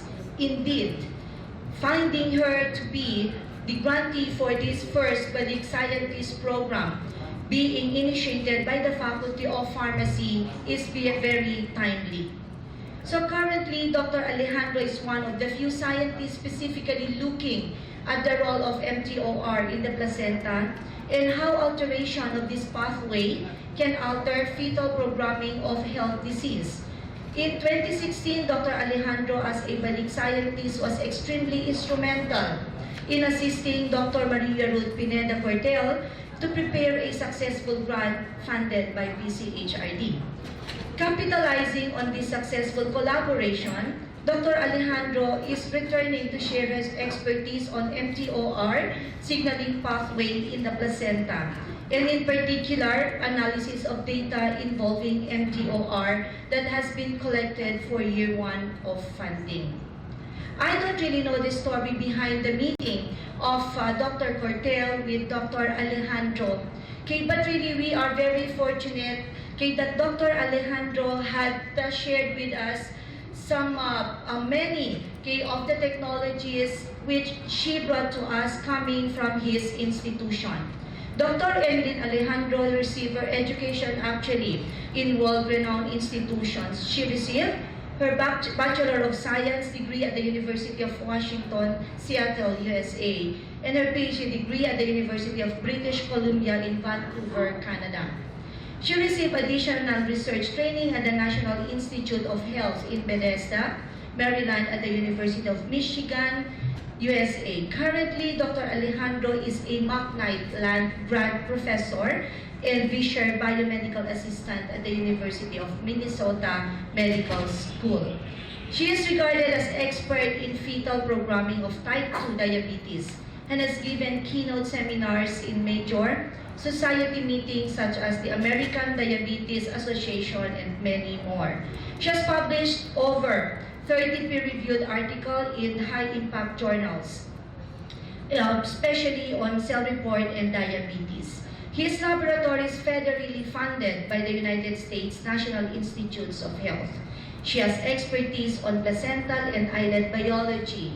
The topic and research focus of her collaboration effort came with Dr. Cortel. And that paved the way for us, especially the Department of Medical Technology, focusing on such research which has actually garnered many research funding already, research grants as well as research awards, both for faculty researchers and students as well. Our second Balik scientist also aged for short-term engagement, the same as Dr. Emeline Alejandro, is Dr. Reginald B. Salonga, who is currently a scientific research in English instructor at the Graduate School of Natural Sciences in Nagoya City University. We are really proud of him because he is none other than us, but is our very own alumnus who graduated in Bachelor of Science in Pharmacy in 2003. He actually taught in our faculty for some time and had to go to Japan to garner his PhD and stayed in Japan. He never came back. And probably that's the reason why he didn't want to get into a contract with the university. And it's good that we found him, okay, to be really our second BSP. At least coming home really is a jubilation for us. We are happy though for him because he finished his degree in Doctor of Philosophy in Pharmaceutical Sciences in Meiji University, Nagoya, Japan. Graduate school in 2014. Dr. Salonga developed the curriculum for Special Lecture of Basic Science 2 course in Master's Degree program. He was assigned to teach content-based lectures and discussion on the different fields of natural sciences and to train students the basic presentation skills. And after being our second Balik Scientist grantee, we never have regretted Dr. Salonga going away, staying in Japan, because now we are sharing with him his expertise, and brother also expanded his way to for more collaboration with the universities where he is engaged with. So at least napapakinabangan na namin siya. And because of his efforts, we were able to get a memorandum of understanding for the university, for University of Santo Tomas, with his universities where he is engaged with. And in fact, last year, we already had our first benchmarking activity and as well as academic visit with Nagoya and Meiji University. Salamat naman, because the experience with him as a Balik Scientist grantee is not only during his stay in the college, but rather is way forward after he left the university. And until now, we can say that we never had stopped our engagement with our two Balik Scientist grantees. Actually, they've been helping us in many of the research activities of our students, not only in our undergraduate research projects, but also for our graduate students. These are the contributions, just among others, the contributions of Dr. Salonga. So what were the challenges and the gaps we were able to see during from the processing and up to the time that we were done with our engagement with our Balik Scientist grantees? Lack of information on the part of the institution regarding the BSP, as what I have mentioned. It never reached our college. Probably other colleges, other faculties, if I was mentioning, with Admiral, that the Faculty of Engineering has produced many already of their Balik Scientist grantees. But for our college, 2016 was just the start of our journey when we knew about the program. And another challenge is how to top prospect applicants or researchers, especially aligned with our program. I guess ang dami naman gustong maging Balik Scientist, but then looking for researchers, Balik Scientists who will be working on pharmacy, medical technology, and soon biochemistry would really be very challenging, in as much as we wanted to have continuously a Balik Scientist engagement. Nahihirapan po talaga kami.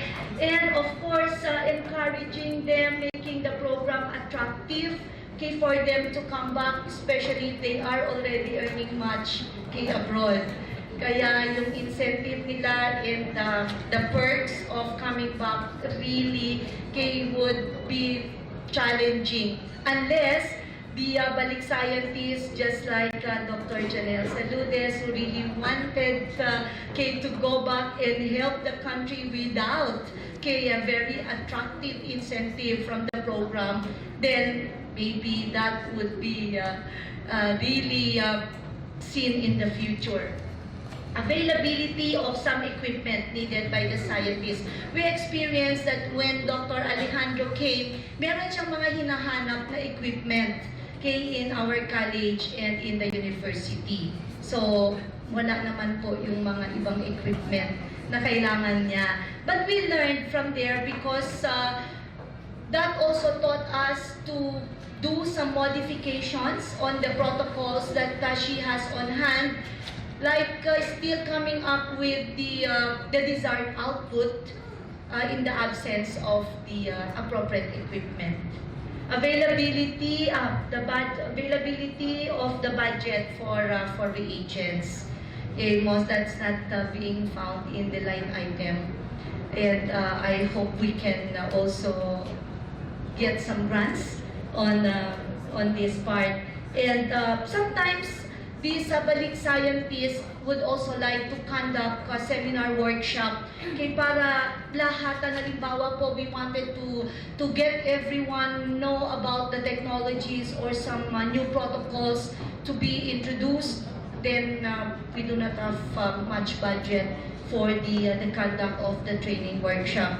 And we learned from that. Actually, I just included this because these were some of the challenges that we had experienced. But the following year, we were able already to address that. And we are very grateful to our university that they recognize the success of our first Balik Scientist program. Okay, that's why the coming year when we had our budget, we already included the BSP in our line item, and now kaya na po namin. Actually, nakakuha na rin po kami ng equipment that was suggested by our Balik scientists, and then meron na din po kaming a budget allowable in case we will be having our Balik scientists.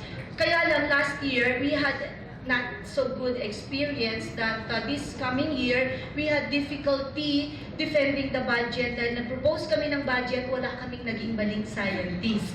Kaya ngayon, nung next na budget defense, nakita ulit sa line item, hindi nagamit, and then medyo po tinanong kami ano ang nangyari. But it's good really because of a promise, okay, to be able to get again another Balik scientist this coming year. Then our budget for BSP was granted. Kaya maraming salamat po, UST. So, what are the solution or the impact offered by our BS Balik Scientist grantee? Marami pong mga impact na nangyari, but I could not really compare this to the impact provided to us or shared with us by our previous speakers, because I am only sharing our experiences or the journey in our college. Kaya dahil dalawa pa lang yung Balik Scientist namin, but kahit dalawa pa lang, we were able already to have the impact on mentorship. Mentoring not only our undergraduate, our graduate students, but also the faculty members, providing training specifically on the new lab protocols, lectures, research collaboration, which did not stop. Actually, the BSP only paved way for more collaboration, even abroad. And Dr. Emeline Alejandro was able to provide the linkage between our college and her university. And that's the reason why last year I was able to see her in her lab in the US, and also visiting another lab which may with her endorsement at the City University of New York. Technology transfer really is very important, and other endeavors and initiatives. So these are just one of the few of the many sample research output collaborated with our Balik scientists. Okay, and for medical technology, this is already, or this has gained awards during conventions and conferences, focusing on biomarkers to diagnose metabolic disease, specifically diabetes. And one important thing that impacted on us is the protocol developed by Dr. Salonga in the measurement of anti-inflammatory in using animal models. So these are just the documentations we had with them. And I would like to give commendation to Dr. Ruth Pineda for her initiative, and actually she is still working on getting our new Balik scientist. We had collaborative meeting because in our college, we used to have projects together for the 3 programs. mentoring research group of undergraduate students was really very significant to us because we were able also to give awareness or to provide awareness to our students. And now it is also our pride to mention that we have increased our research output over the 2 years. And also having our Balik scientists as a speaker during our international congress or conferences. So what's next after this? So we are thinking way forward on what we wish for our college as regards to the Balik Scientist program. Enhanced research skills, this is for pharmacy, that's their wish, especially on drug delivery. Another BS approval, we search for a Balik scientist, Mr. Carlo Ledesma, especially for capacity building in the area of clinical hematology. So we will be working on this. He is currently working as a medical technologist in the United States. Sana po ma-approve. More journal publication collaboration. More grants from the BSP. Sana po lumaki. And we wish also, since pharmacy had their Balik scientists and then the medical technology, sana with biochemistry this time. Biochemistry is equally good also when it comes to research potentials. Request for tax exemption. This I got from Dr. Pineda. Request for tax exemption in purchasing reagents needed by the scientists during the visit. Kasi okay na po sa amin bumili ng maraming reagents, especially for the DNFT experiment, pero sana daw po wala ng tax. Right? Okay, so what did we get throughout the journey? Okay, fees. So this is something not to be paid for or an amount that we have to pay, but this is something we got from the joining with our BSP. F, the friendship that we had with our Balik scientists, the impactful experience they had for the college, their shared expertise, the revolutionizing synergy. All this sum up the journey to our discovery. Yan. So what did we get? Aside from that, of course, the honor, the prestige, and it is a bragging right to be part of the BSP of the Department of Science and Technology. So then, did that stop from there? I guess the journey continues, and as what we say in the Faculty of Pharmacy, our very own hashtag, no way but up. So at this juncture, on behalf of my institution, the University of Santo Tomas, I would like to thank the Department of Science and Technology for the significant opportunity to be a part of this program, which paved the way of the college to boost its directional area, especially on research and innovation. May God bless us with this unending grace. Maraming salamat DOST. Maraming salamat Pilipinas. If you want to have a royal blood, come join us to be our Balik scientist in the University of Santo Tomas, the Pontifical Royal University. Maraming salamat po, BSP. Mabuhay tayo.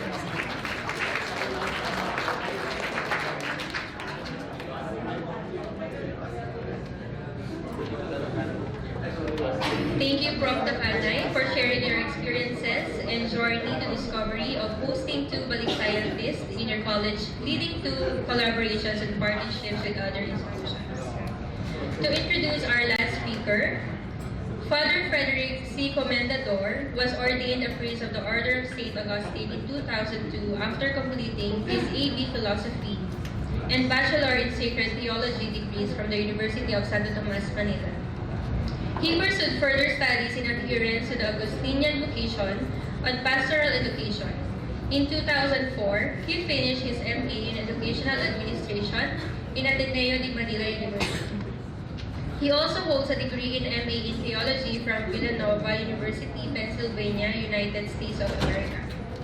A firm believer of the culture of excellence, Father Comendador has held key positions in various organizations. He is a member of the Augustinian International Commission on Education and the Board of Directors of the Association of the Catholic Universities of the Philippines. His 2 consecutive terms as president of the University of San Agustin have re-energized instruction, research, and extension activities in the 115-year-old institution in Western Visayas. The university holds the distinction as the only school among government organizations compliant with the performance governance system of the Institute for Solidarity in Asia. It is also ISO 9001:2015 certified by the AJA Registrars Incorporated. Please welcome Reverend Father Frederick C. Comendador.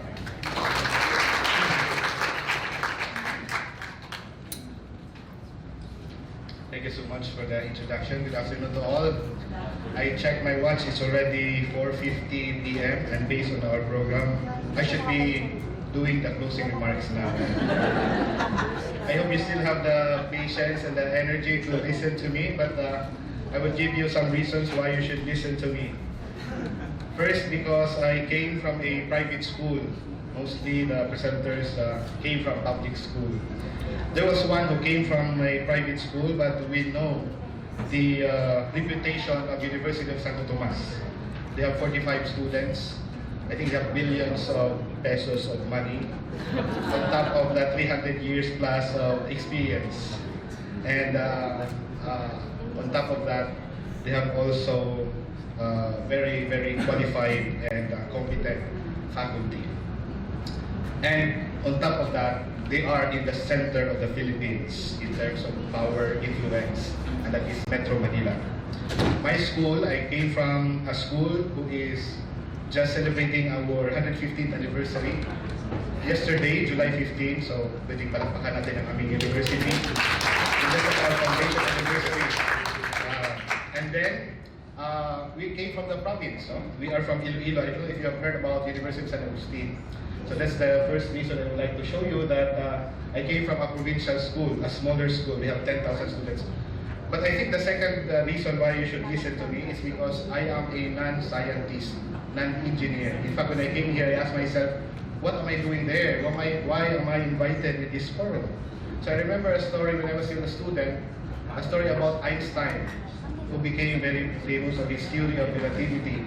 He was invited in many talks, together with his driver. And in one of the talks, which was presented very well, the people clapped their hands, applauded the presentation, and then the speaker said, when it comes to the question and answer, please refer to my driver, or refer to the real scientist who is Einstein, because he is the driver presenting the talk. Maybe after listening to our Balik scientist, I hope I can deliver what he really wants to say, because as I said, I am not a scientist. I have another perspective. Okay, to move on.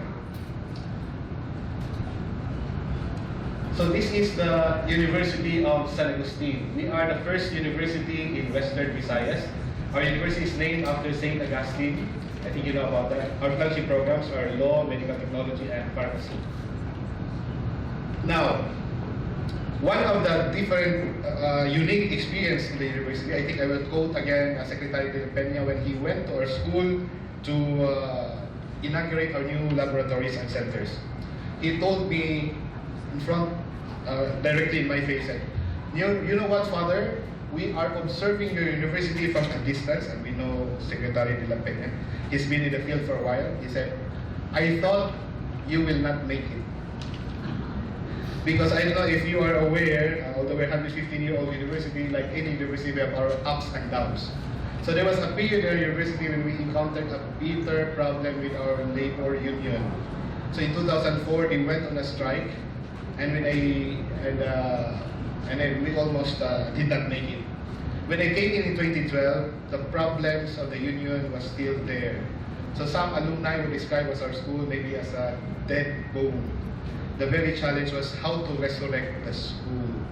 In fact, when we did a strategic plan and study, the consultant said, Father, there's really a serious problem in your university.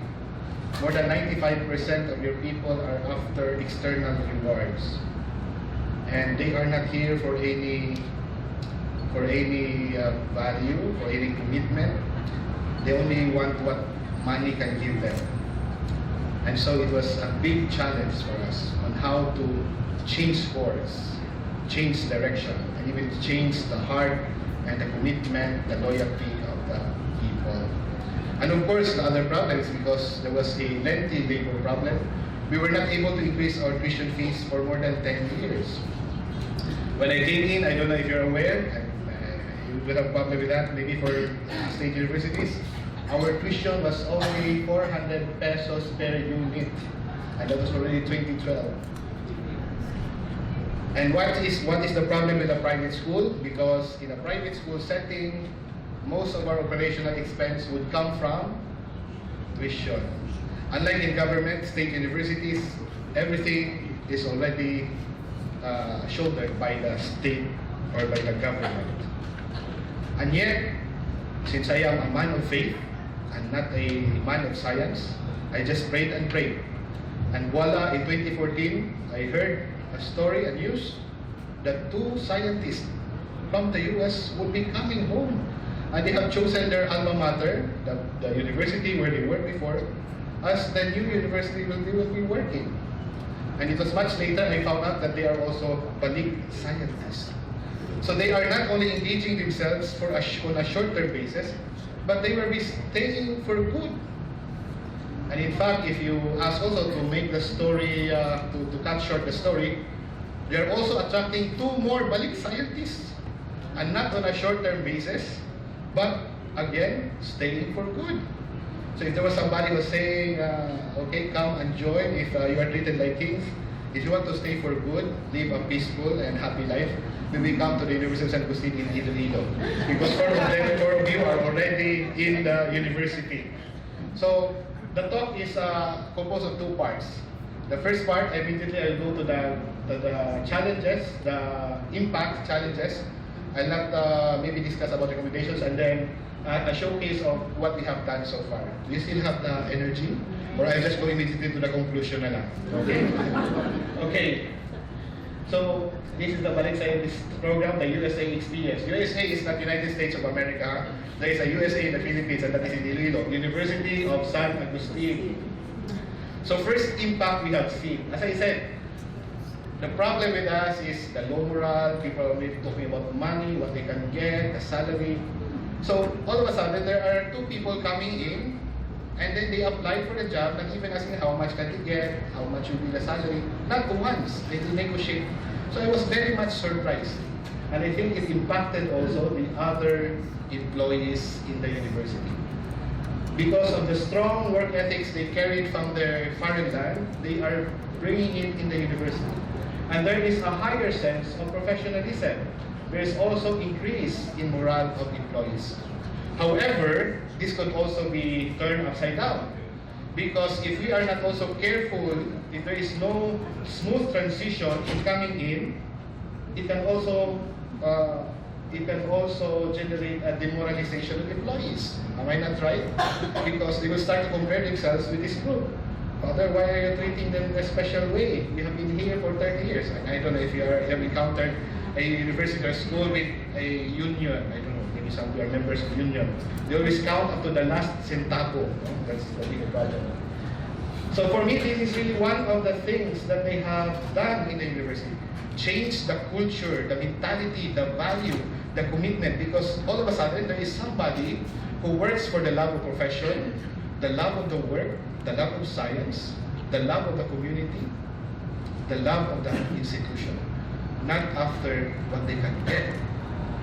Imagine they are having like maybe $10,000 of salary back in the US. Now they come to the Philippines with only 20,000 but pesos. Would you sacrifice yourself for that? That's why I was thinking when listening to the talk, maybe one of the things you can do is, can we also declare them as modern heroes? Pero kaso lang sa Pilipinas, mahiro ka, patay ka talaga eh. Next, impact. This is another impact I have seen. Of course, you know already about this. Improves research capability. Acquisition of unique expertise. In fact, there is no replacement for expertise. I remember I was studying at USD, somebody would tell me, Merino. I don't know if Dave still have known Father Merino, an expert in scriptures. They said, you put Father Merino in a room and you have a library. So I think there is no question that the most important resource is the expertise of the person. You cannot replace them. More state-of-the-art research equipment. And I think we are also a witness to that. By the way, before I proceed, I would like to say, pasensya na Dr. Montoya, masyado ako nagmamadali sa oras kasi I did not recognize the organizers, the people who visit. Thank you so much for inviting me here. And closing na talaga. So these are the things. Right now, you will see later on that we are quite fortunate in the university. Through the grant of the DOST, we will be receiving a one-of-a-kind equipment in the country. We will be the only university who will be hosting this equipment, and this will cost around, how much though? 59 million, 60 million. And it's called multi-top.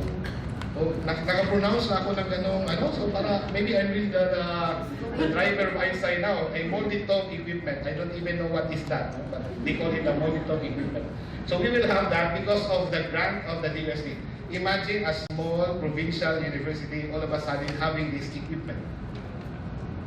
The next impact that we have seen here is enhanced image branding of the school. In fact, as a consequence, as I mentioned, we are now attracting highly qualified faculty from 2 Balik scientists who will be teaching full-time. We will now be having additional 2. On top of other highly qualified faculty members now coming to our university, I'm even surprised why they have chosen the University of San Jose, why they have chosen Iloilo. And all I can say is maybe malapit kami sa Boracay, di ba? So if you go to Iloilo, few hours drive, you'll be in Boracay. If you get stressed, you go to Boracay. So those who want to transfer to Iloilo, come and join us. Kami mga presidente dito, magagalit talaga sa akin. Pardon me, I'm just joking. It's really a joke, baka serisuhin nyo. Next, increase in enrollment. And that is, in fact, in 2012, we have the strategic planning. We were so worried. I mean, can you see my problem? We are dependent on tuition. By 2016, we'll be losing enrollment because of the K-12 program of the government. We are projecting even as high as 50% losses due to enrollment decreases. How are we going to reverse the cycle? It was like a mission impossible. But now, our problem is we don't have classrooms because our enrollees are coming in, because they have known, they have seen that there are Balik scientists in the university. We have a strong research program. Even UP Diliman is now coming to us. The mighty people from UP Diliman, oh my God, they are now coming to benchmark with the lowly university in San Agustin. The people from Philsci, in Science High School, are there having OGTs in our laboratories. Sometimes I try to rub my eyes and say, totoo ba ito? Is this a reality or I am just dreaming?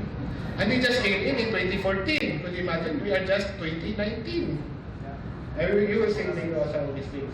Anyway, what are this is another impact, this is the last impact. I said, it opens doors for new discoveries and above all, the concern of the private schools, potential new revenues for the institution. If they will be successful, because the focus is on drug discovery, but we're focusing on legal drugs, hindi illegal. You might report us to the higher authorities. Just imagine it might bring a windfall of resources to the institution. Now, what are the gaps we have seen? Now, I think the perspective I have is quite different because, as I said, we are living with Balik scientists. Year in, year out, some of the Balik scientists, they just come and go. In our case, they really live with us.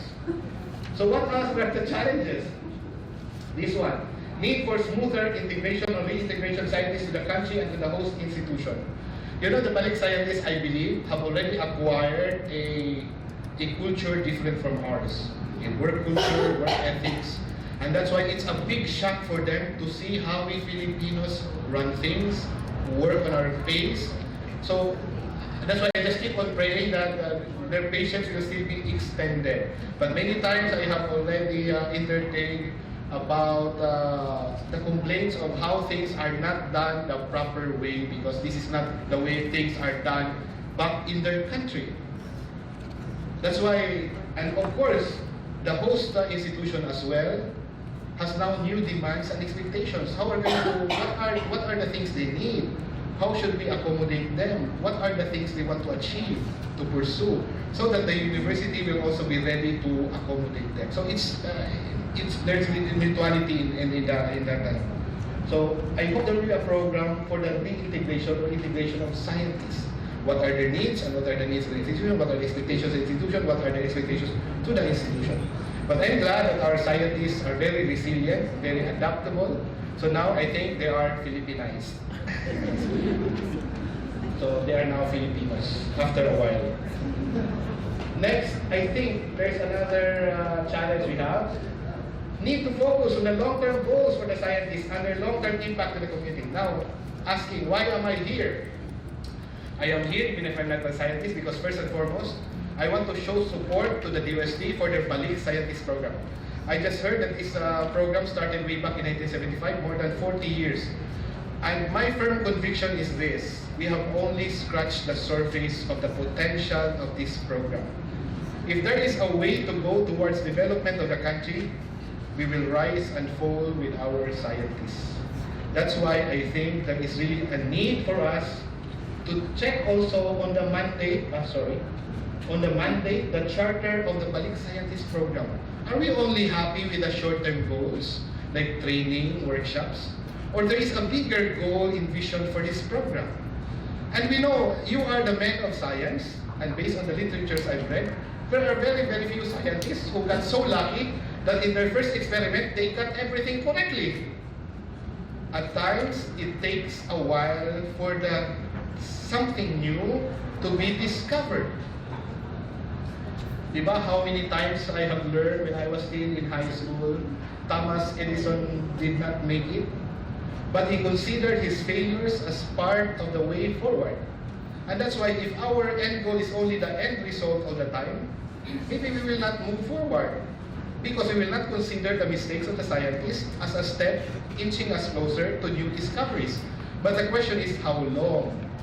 That's why we need also to consider the long-term goals and not just the short-term goals. Pardon me if I'm not talking sense because I'm not a scientist again. Next, need for long-term support for the scientists and the institutions. And this is what I'm talking about. What if there are scientists who would make that leap of faith from a comfortable, higher-paying job, deciding to come to the Philippines? What are we going to do with them? And if they want to go to the provinces, because maybe they're at home at the provinces rather than in Manila, and we cannot compete with the salaries of the Manila, and we cannot compete with the salaries of SUCs, what are we going to do with them? What's the support we are giving to scientists and institutions in terms of long-term commitment? So these are the challenges we have seen. Now I will go to the other slide, showing to you what we have done so far. This is now what I'm talking about. These are the tangible results of the Balik Scientist Program in the university. When it comes to original innovative research, prior to 2015, we have 0. But we have other researches, yung contracted researches. But we talk about original, innovative. It's already 174 million. These are the corporate partners of the university. I think I don't have to read all of them. We now have an ongoing project with Del Monte. They're going to finance R&D with industry partners to make the pineapple juice better tasting, to know the health benefits of the pineapple. That's again what I'm learning from our Balik scientists. We have established 2 major laboratories now, and state-of-the-art laboratories. We call them C2B2 and CND3. This is for the Center for Natural Drug Discovery, and this is for Center for Chemical, Biological, and Biotechnology. See, I still have to rehearse and practice more. And this was inaugurated in July 13th. We also now, the university is now the Tuglas Lunas Center in Region 6. And we have here Dr. Montoya and Dr. De La Peña. Who are our Balik scientists? So one of the Balik scientists is Dr. Loretta Lisay. This is where she got her degrees, but she is our graduate from pharmacy, and then from UP for MS, then postdoctoral in California. Expertise in marine biology. So, and then these are the projects that were granted to Dr. Dalisay. She is now trying to discover new antibiotics from these marine sediments. So this is marine sediment-derived antibacteria. So they went on an expedition to these points in the Philippines, and we now have 3,000 pure isolates, a library of marine actinobacteria that can be a source, a bio source for this antibiotic, anti-cancer, anti-dengue, anti-malaria, etc. So in the Philippines, we have this biobank of isolates. I thought at first these are just ideas, but when I went lately to the laboratory, I have seen voila for my own eyes that they are true and real. In fact, they are in body colors. Ito pala talaga ito. Because at first I just saw sands, marine sediments, nothing in there. Now they cultivated it. When I went back, I thought, ito pala ito. Hindi pala ito hula-hula lang. Because I was not using, of course, the microscope. And some would say, Father, pinusupo ka, to see is to believe. Buti lang may microscope tayo, no? Sampling area. So they reached as far as this in Davao and here in the north. So I wanted to join them because they went to remote islands para mga turista. So it was a very nice expedition. Dr. Julius Paludes is here with us. He's also a long-term Balik scientist. His term ended in 2018. That's why I cannot understand so much what the meaning by short-term, long-term. Now there's another term, mid-term. I know ano itong term na ito. So kayo na bahala mag-intindi kung ano yan, you better understand it than I do. This is the academic training of Dr. Junel, and these are the expertise of Dr. Junel. So as a result of the efforts of Dr. Junel, as I said, because he is our Associate Vice President for Research, this is what he has done in a matter of few years. Ganon ka-productive, ganon ka-efficient. That's why I said, if you only support our scientists, more can be done. This is another Balik scientist we have. This is a short-term Balik scientist, Dumangkas. He came to us, but he's back to his state in Louisiana. It's the Louisiana State University. The Louisiana State University. And these are the accomplishments of Dr. Dumangkas also. I will not read all of them. And then another Balik scientist who's coming, he was just approved. No? That's why his engagement now is medium term, August to August 2020. But I've heard again, he has already found a house. He will also stay with us. That's why I will maybe look for him a wife also, so he will really stay in the university. Imagine, hindi ko lang bahay. Joke lang ha, bangi balita niyo naman kay Dr. Nicasio, I'm just joking. Distinguish a serious note from a joke ha, baka... So we are putting up a new laboratory called a Center for Informatics on database. So if you need something about this database informatics, come to the university. So he will develop this, and then also as hope for scientific research that will have a short and long-term value to the health of Filipinos. Because Dr. Nicasio is as a doctor of medicine, Dr. Junel, or biochemistry. Another Balik scientist will be staying for good also, and he is already with us, Dr. Kaipang. No, he was before with Palawan University, but now starting June, he has joined us. He's now our full-time faculty. And so his specialization is aquatic biotechnology and shellfish health management. So these are also the expertise of Dr. Kaipang. Now, no, we still have another thing here. Where's the video? Nawala ang video. We'll go back. Nawala? Na-erase ko? May balik natin. Before I close, I would like to pwedeng ikaw na lang mag-ano. We have a video presentation.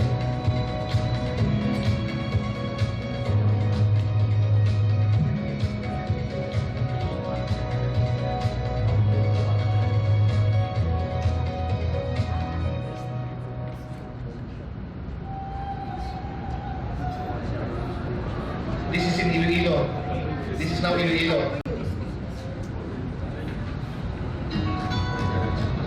We are surrounded by well-respected researchers tonight, partners. Welcome to the beautiful city, to all our friends here, right? And this is the Iloilo International Conference on Advanced Natural Products and Technologies, also known as I2 and Protex. We are here, of course, because of our quest to share knowledge in pursuit of our scientific discoveries that will positively impact our society. So tonight, we begin the sharing of knowledge in our simple yet vibrant city. May everyone have a cozy and delightful evening. Enjoy the company of everyone. Welcome and have a pleasant evening to all. Thank you. This is the first herbal medicine that the country needs in 1996 that was declared. So that's one already that has been brought in the market.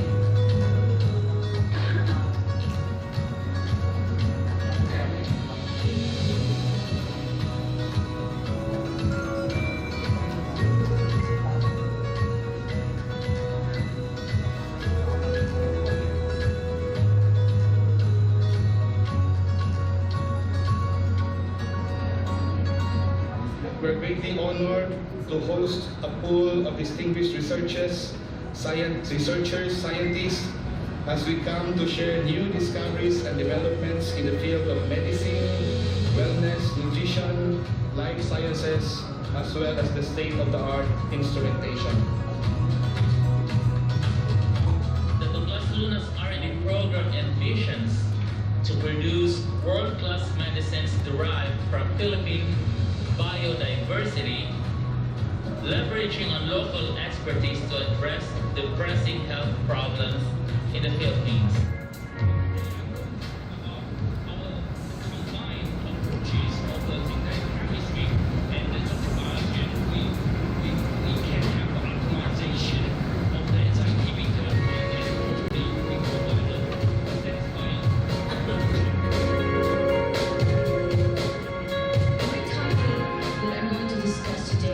Creating this new resource for drug discovery here in the Philippines. And so the reason why most of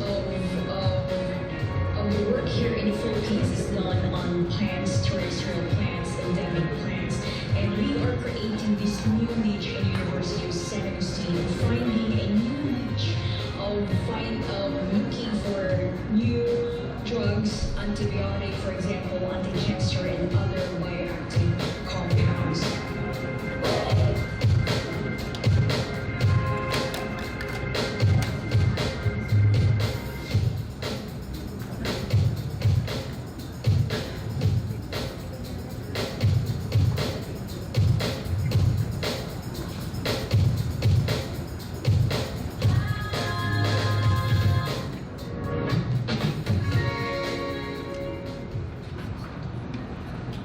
Okay, you might be wondering what was the video all about. We hosted a second bilateral conference, research conference with Academia Sinica. The first bilateral conference was done in Taiwan. We went there. And this was participated in by more than 250 participants and coming from 40 countries. So that's the University of San Agustin, my dear friends. Thank you for your patience. Good afternoon. Thank you.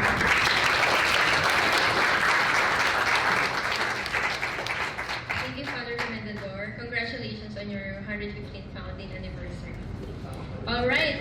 Thank you to all our presenters for sharing your experiences and learnings about the Balik Scientist Program. May we request the presenters here in front for the open forum. May we request all the presenters here in front, please.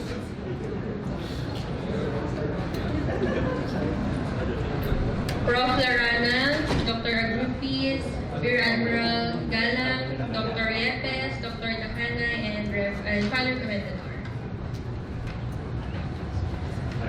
So, in the interest of time, we can accommodate one question for each of the presenters. Please state your name and affiliation first. Magandang hapon po sa inyo lahat. I am Professor Divine Reyes.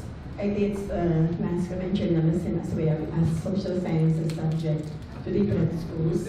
And I'm also a very active media practitioner because I'm connected with several weekly publications all over the Philippines.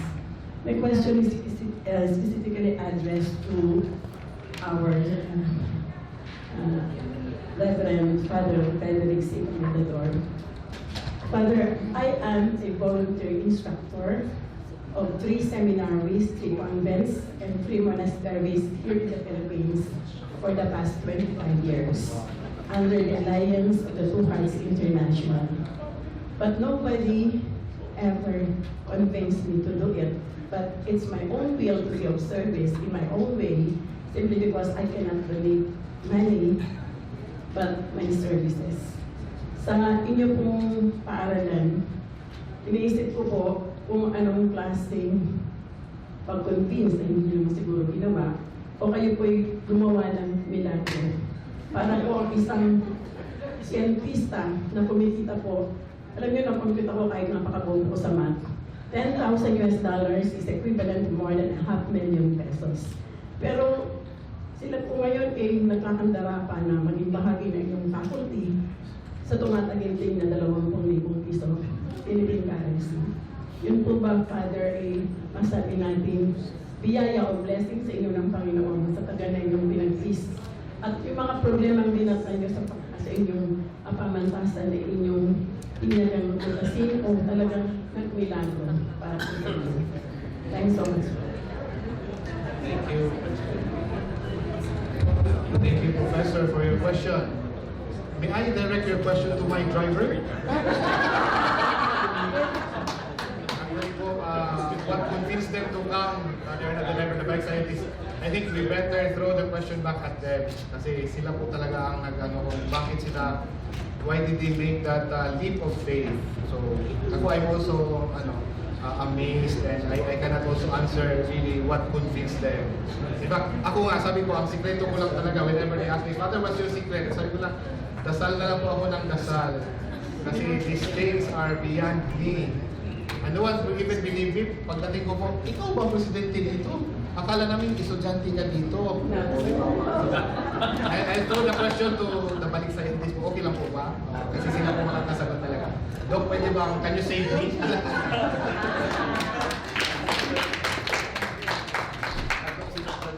I would like to not answer this single-handedly because my colleagues are here. Isa, Marlon, Shini, I'm not sure if there's another Balik scientist. And each Balik scientist story is unique. There's no single-handed answer dito. There are many factors why Balik scientists comes home.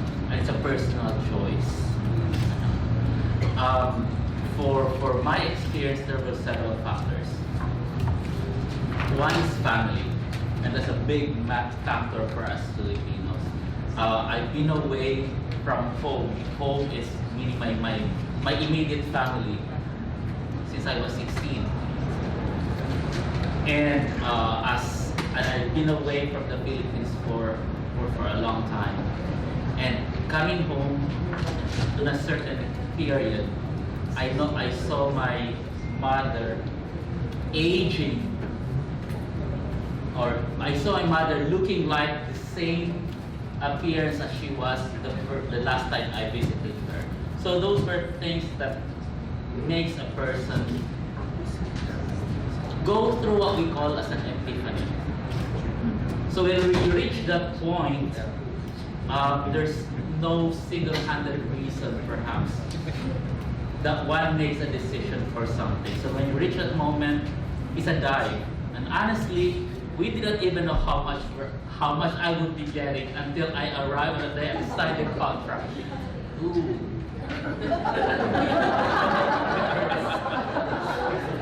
But they already made that decision, right? And that wasn't even factored in the decision. So that's one of the things that I found to know. And even I made this answer many times before in many DOST events, that monetarily there's a disparity in numbers. But life isn't just about that. One.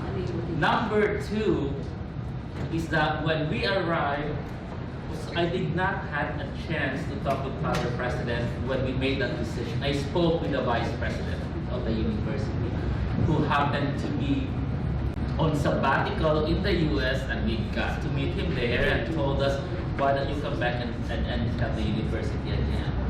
And we were told there's a research lab in the university. And so we said, all right, so the perception, as Father has said, there's already a disconnect because of being away for so long. The perceptions are different. When you say research lab, in my perception is a research lab outside of the country. When we arrived, the research lab, and the President knows this, was tagged by CHED to be something not to be proud of. I leave that with your imagination, how you picture a lab. That CHED says not what it should be. And so that's another challenge that we are facing. However, the crew of the moment was when CHED told the President this is not what it should be, and the President decided, let's change it and improve it to match CHED's expectations. However, when the lab was created and finished, it exceeded CHED standards, and we can proudly say it is matching the international standards. For the past year, because the lab was inaugurated in July 13, 2018, there were already 150 benchmark visits to that lab, which some of those institutions mentioned by the President. So what makes a Balik scientist come home? I'm going to look at my colleagues here. Of course, just one request that we commonly discuss is just make us live a decent life naman pag-uwi. That we should not be struggling to look for ways to feed our families.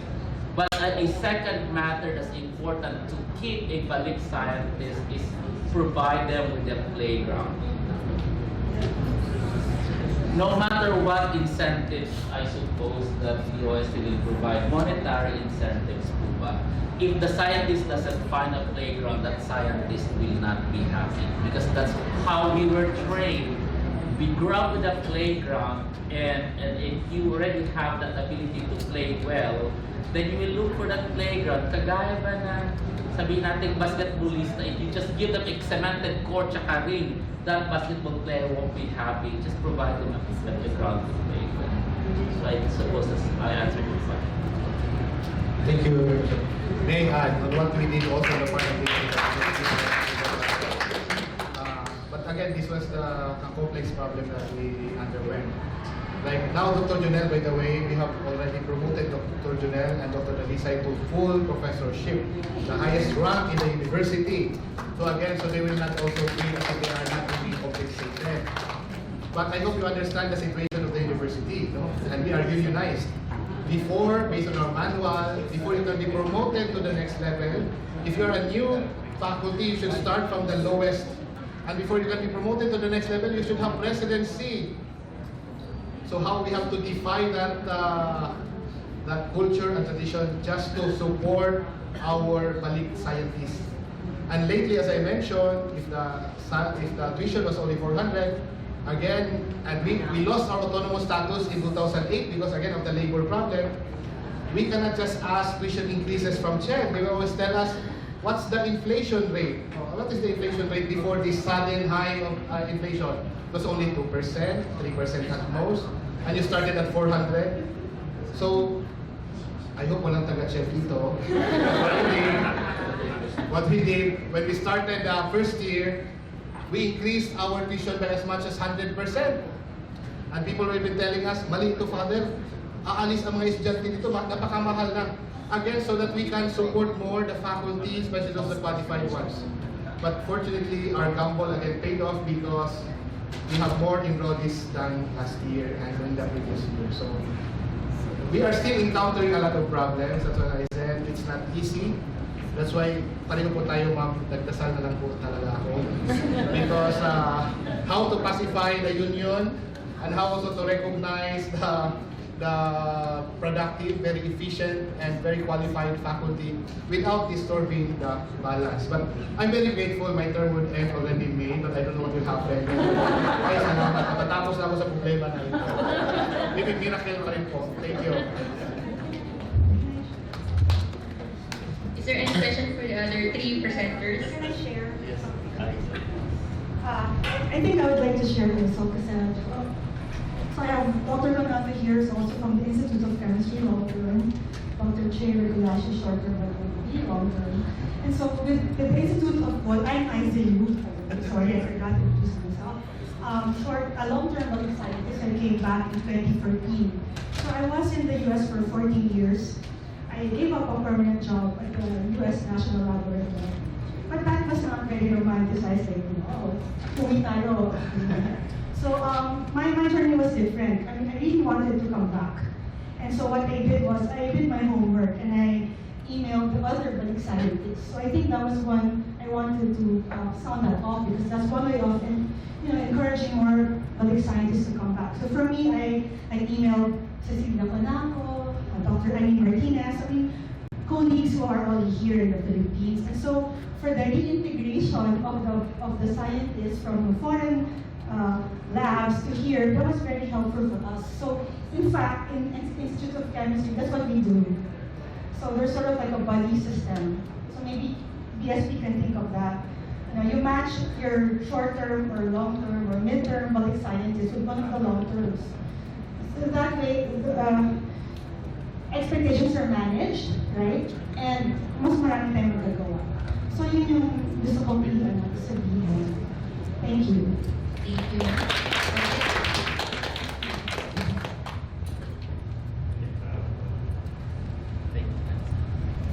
Good afternoon, Joel Adriano from SIDEP. If you're not familiar with SIDEP, it's a UK-based media funded by the UK government and the Swedish government. I have so many questions, but because of time, I just have one actually. Probably Director Montoyo could answer this. Because in a lot of my travels and attending a lot of the conferences around the world, I have met a few Filipino scientists, and one of the comments of those who said they were actually invited but declined is that they have issues regarding families, because I'm not really sure if there's really no support for scientists with their families coming over, and especially those scientists who have foreigner spouses, and especially because of laws here, they couldn't work. And so I want to hear whether are there any plans to remedy that situation or that complaint. So parang to put it in a way, sabi nga nila, it's like the reverse of OFW. You go abroad, you sacrifice yung family mo to earn more. Here, you'll be earning less and you'll still sacrifice your family. Thank you.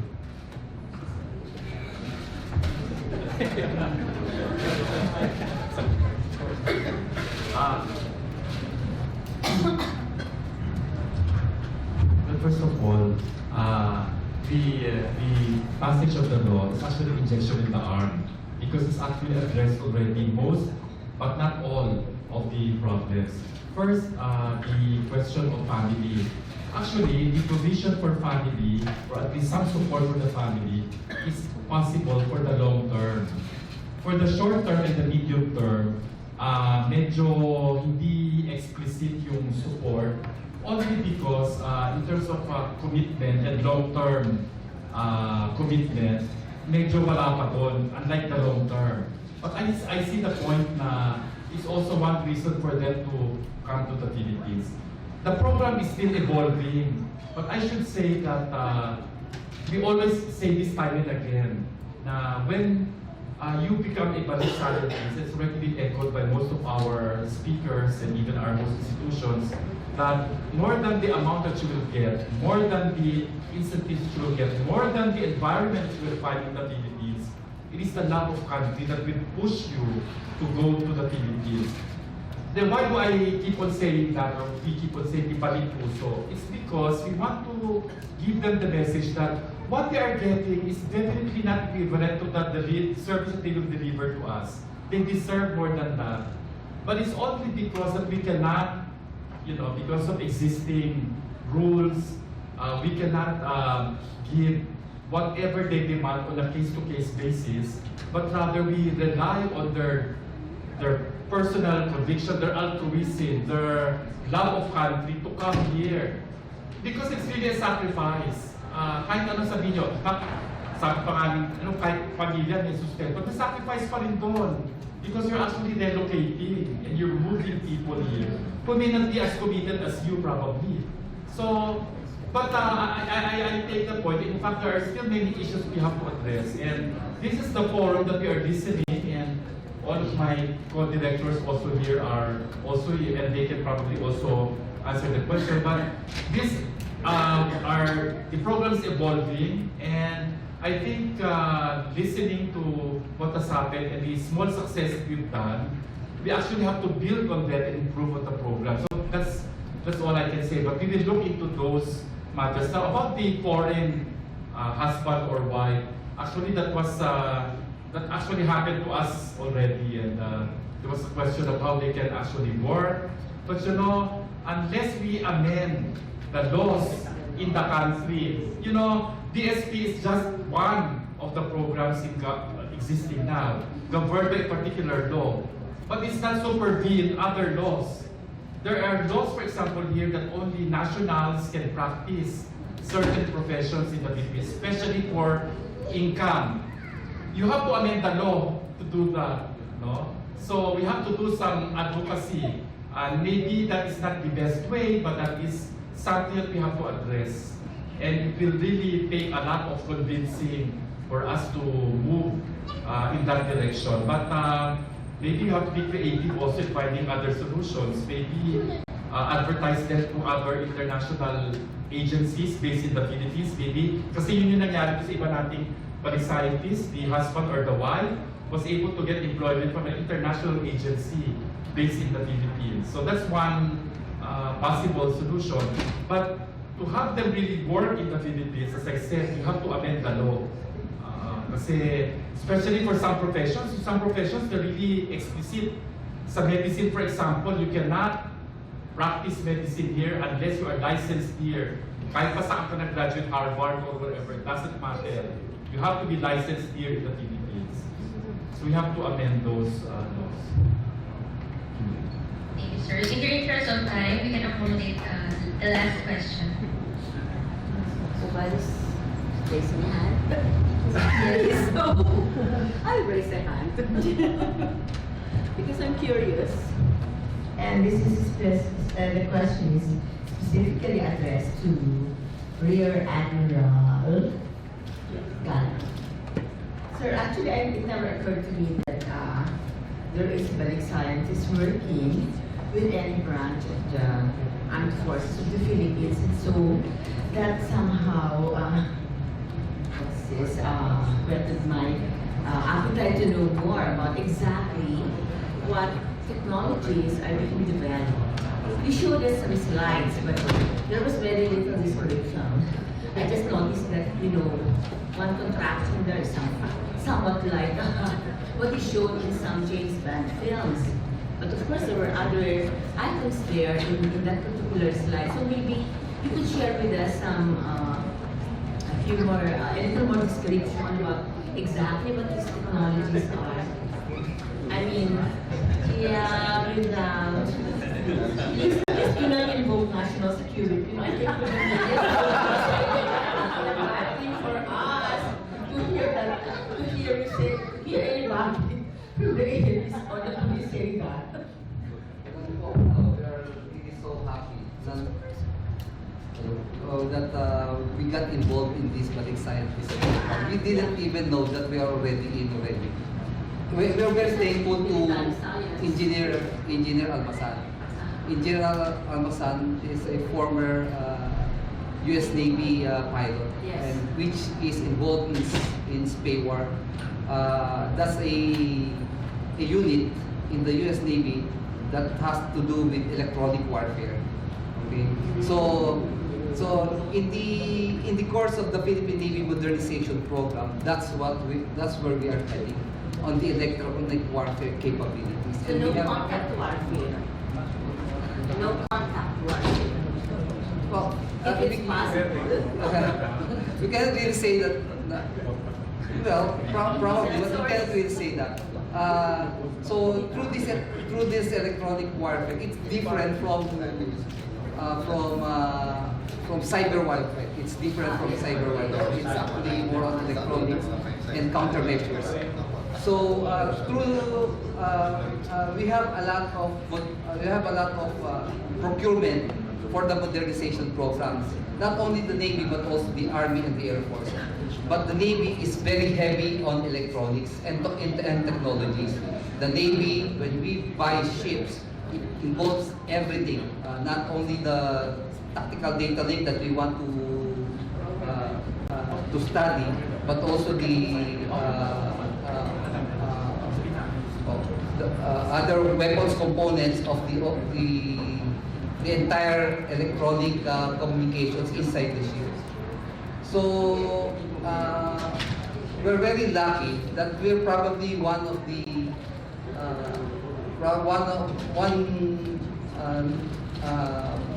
service na nakapasok dito sa DOST, and we're shall we say thankful for the opportunity. Engineer Almasan kasi when he came back, he really wanted to engage in DOST, and that's where he found out about the Balik Scientist programs. And siya ang nag-offer sa amin dito. We never heard of the Balik Scientist program because the Armed Forces has our own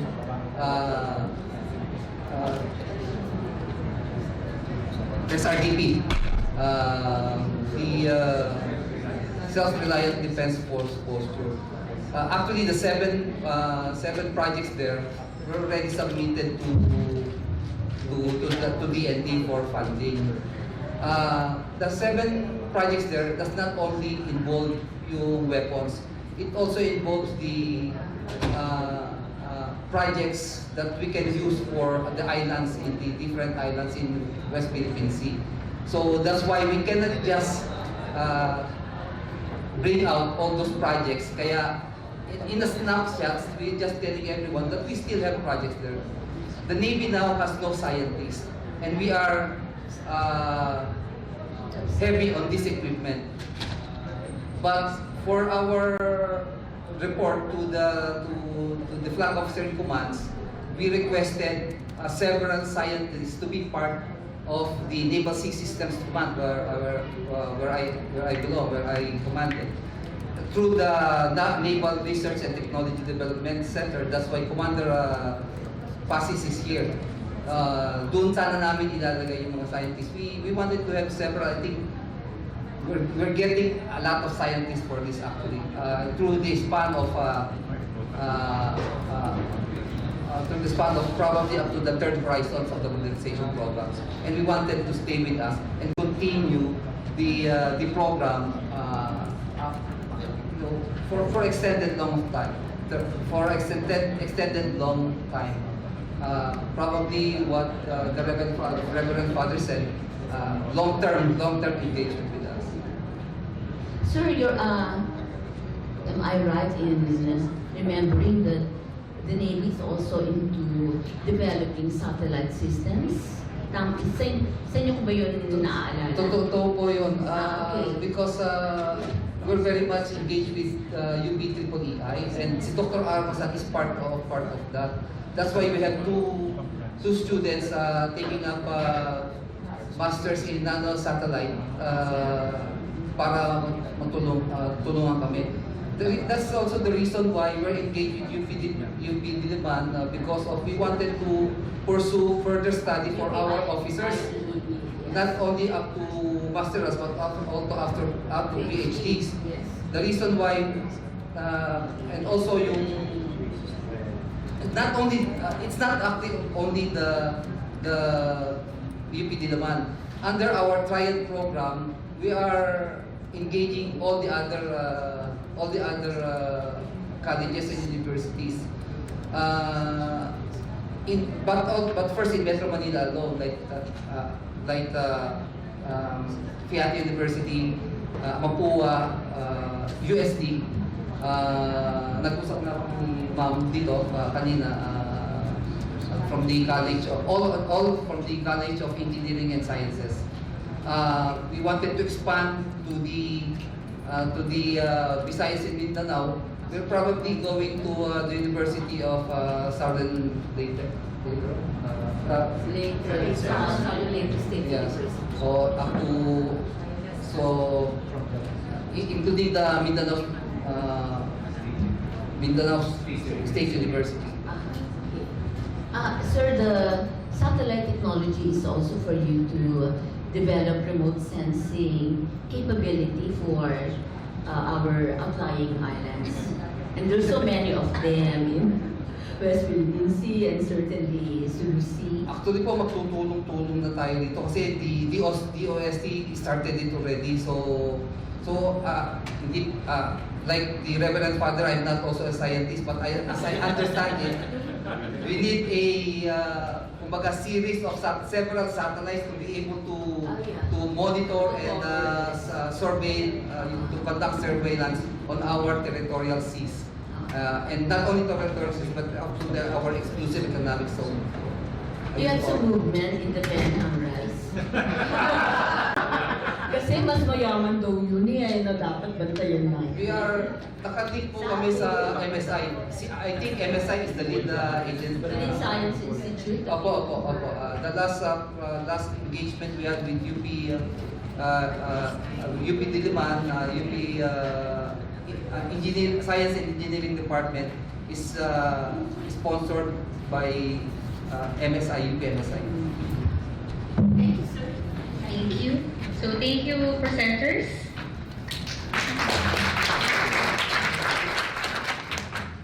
So moving forward, to award the Certificate of Appreciation, may we call on the Executive Director of the three councils, Dr. Paringit, Dr. Ebora, and Dr. Montoya.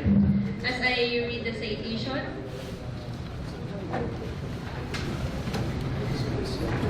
Department of Science and Technology presents this Certificate of Appreciation to Dr. Max Guillermo in grateful acknowledgement and sincere appreciation of his participation as Peter's speaker. He is represented by Dr. Libet Garana. Hello. The Science Program challenges and opportunities in the site given this 17th day of July 2019 at the World Trade Center in Metro Manila. Signed by Dr. Enrico Paringit and Engineer Bacaras.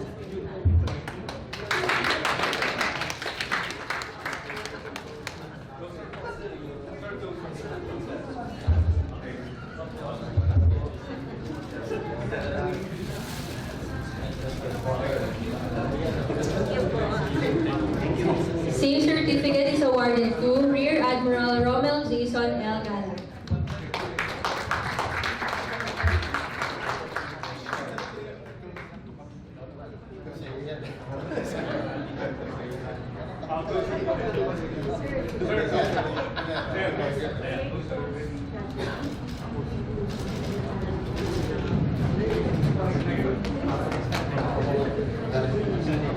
Same certificate is awarded to Dr. Alan Therese L. De Padre.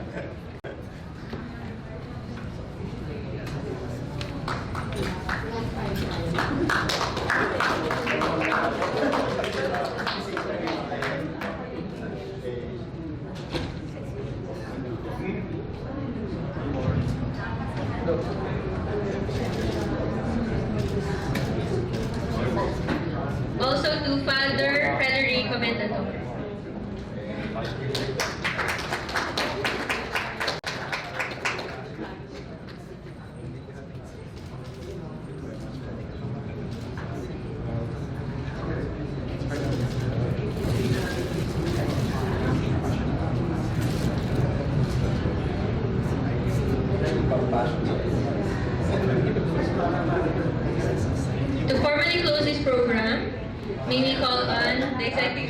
Fisher, Dr. Enrico C. Parigi.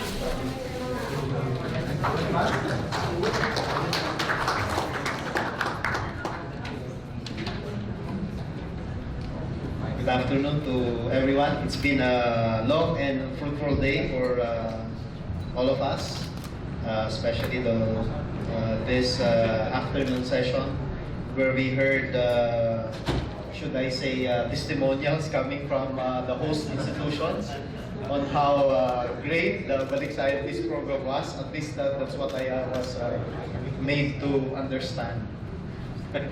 But first, I'd like to, of course, acknowledge the contributions made through the presentations delivered by our host institutions, from Tarlac Agricultural University, from Mariano Marcos State University, Dr. Rubis earlier. Of course, you have here Admiral Galang, who was who cleared the items to speak about for this afternoon session. Dr. Yemes of the UST, of course, ma'am, thank you very much for sharing your the challenges. Dr. Dakanay was here, is here, of course, and Father Comendador. Thank you very much, Father, for sharing all of the wonderful things that are happening in your respective universities, and in the case of the Philippine Navy, in the developments that are taking place with the placements done through the Balik Scientist program. For those who are not familiar, you can even get a Balik Scientist for your, even for a private firm, if that's what's required. This can be done if it is within the context of a research and development work. So it's not merely confined to higher educational institutions or research and development institutions or government agencies, non-governmental organizations, and firms that are involved in research and development are all very much welcome to engage Balik Scientists. We'd like to extend our warmest congratulations to each one of you for the success of this forum. The Balik Scientist program, challenges, opportunities, and impacts to society. So, as I've said before, this was sort of the reverse way of how we did the previous fora. No? It's instead of asking the Balik Scientists to talk about the great things that they're doing for their respective institutions, it's the institutions speaking on behalf of the Balik Scientists, and also highlighting a few items which they think need to be improved in the way how we conduct or how we deliver the Balik Scientist program, in as much as it has not been a year since it was signed into law. I'd also like to acknowledge and thank the whole Balik Scientist program managers from the three councils for sectoral councils, our Balik Scientists, and our host institutions for helping this BSP forum as a sub-event of the NSTW a very huge success. So the BSP, through its name, acknowledge all the Balik Scientists, and we will never get tired of appreciating their contributions to the Philippines. So, sabi ko nga, kung ang scientist, ang Balik Scientist, pabalik-balik na, tawag na sa kanya, balik-balik scientist na. Today we pay special homage to the host institutions. The BSP program implementation will never be as successful without the help of the partner institutions. To you hosts, may it be the NGOs, private institutions. Later, I'd like to see, ewan ko, meron ba LGUs? Wala pa, no? Yun, baka it's an innovation in itself. Which can serve as a second home of our Balik Scientists. We thank you for extending courtesies and warmly accommodating our Balik Scientists. a true exemplar of Filipino hospitality. Yun po kasi talagang trade natin, di ba? Pag may bisita tayo, we do the best we can. So siguro itong, paano ba itong bisita complex drives everyone in the host institutions to put their best feet forward. Parang gano'n siguro yung psychology nito, ano?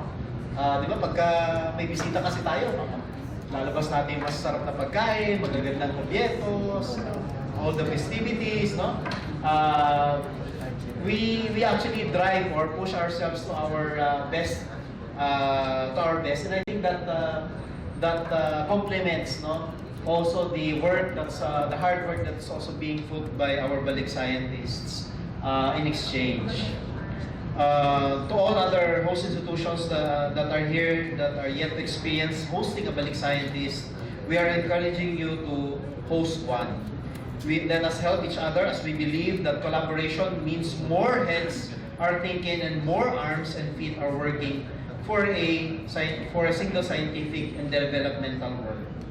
We are all in the same path when it comes to improving our research and development capabilities through collaboration, as it remains the driver of development among nations. We hope that through this activity, each of us were awakened by the impact and opportunities of Balik scientists and host institutions, as well as the current challenges that we are facing. So thank you very much also for our friends from media who had brought certain things to our attention also. As Jimmy said, this is the first year of iteration of the program, and I think it will keep on evolving for the better in the future. Let us give all the host institutions and of course the whole future host institutions a warm applause, ladies and gentlemen.